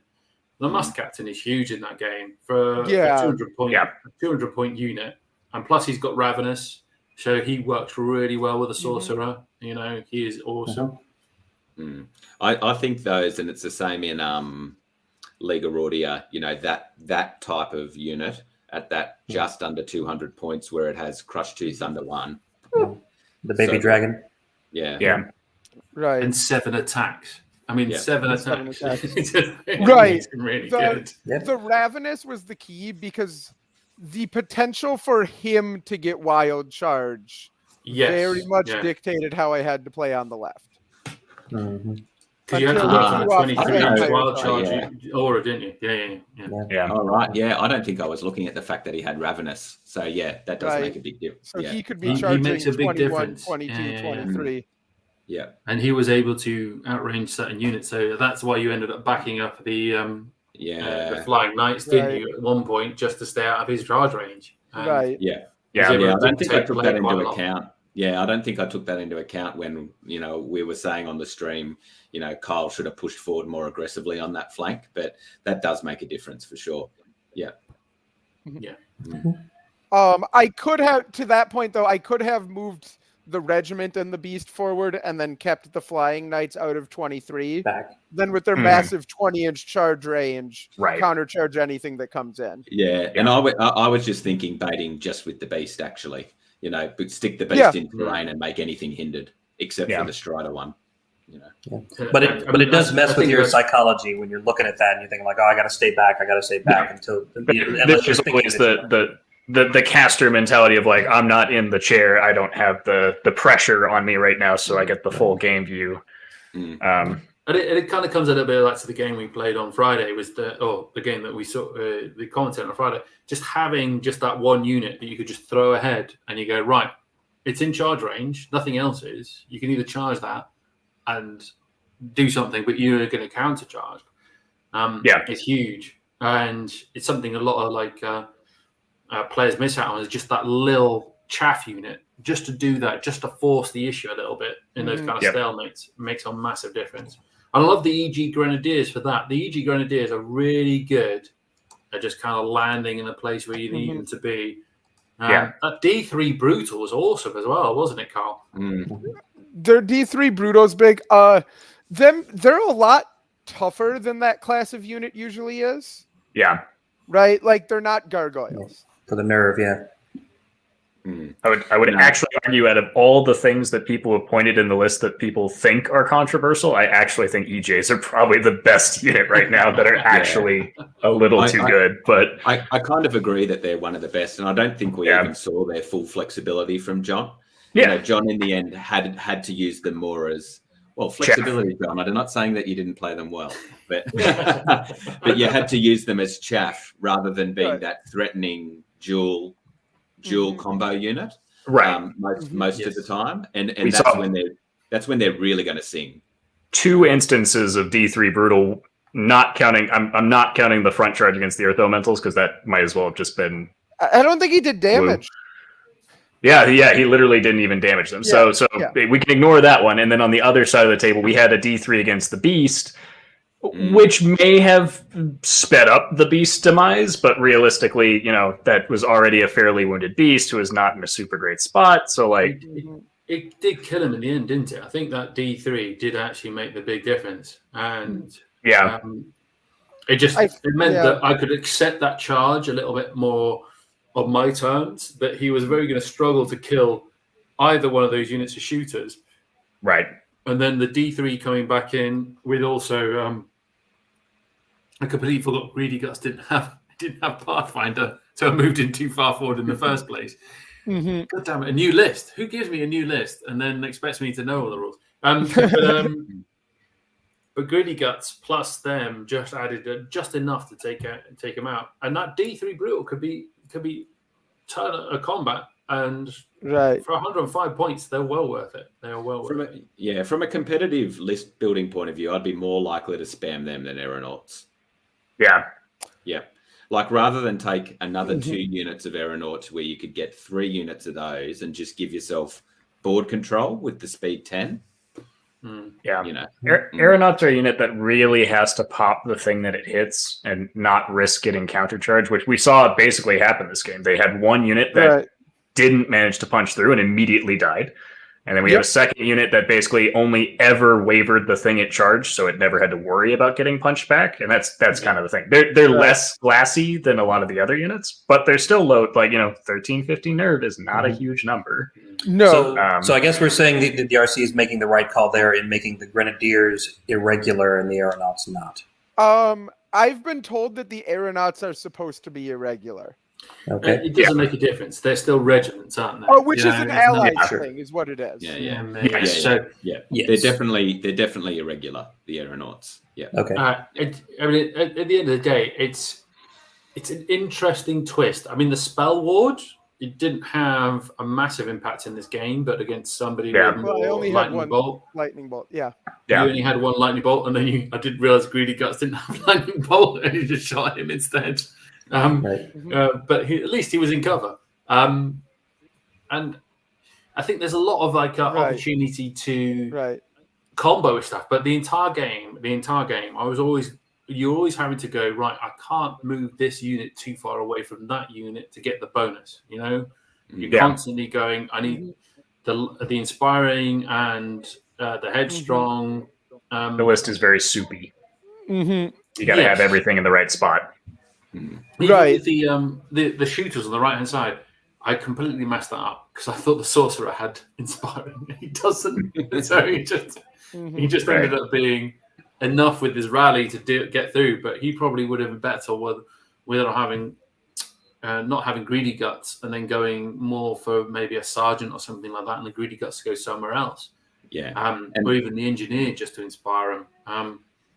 And I said that during the game that on average, like I will tend to put inspiring item on at least one of the sorcerers. Right. I think, and it just makes them that much more powerful. I have to say, John, before watching this game, I hadn't given Greedy Guts a second look. But he is awesome. Yeah, he is good. And as we said, with his run across the table, to shut down a shooting unit. Do the Thunderbirds kind of like run forward, right? Basically, you've got strings on your arms. That's actually, he reminds me of one of the things in Diablo 3. You know, the fat things that explode on Diablo 3? You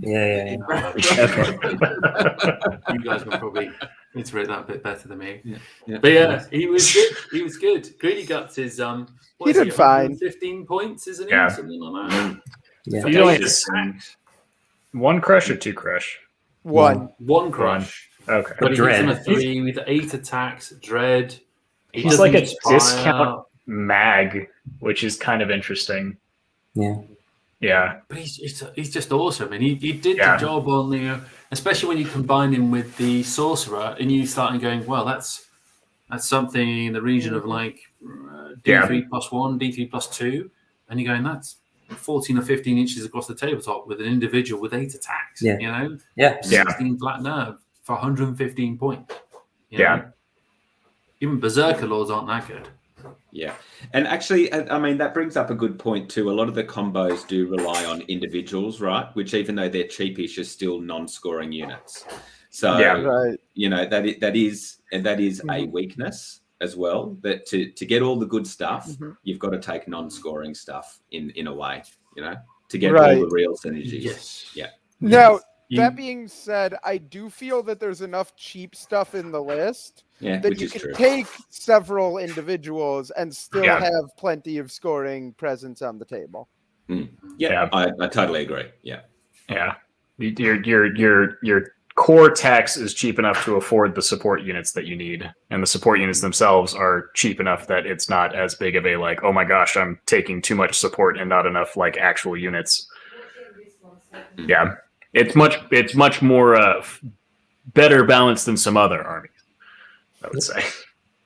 All right, we have hit the 3-hour mark, so let's go ahead and wrap up. Again, I'd like to thank the players, Kyle and John, for playing. John, congrats on the win.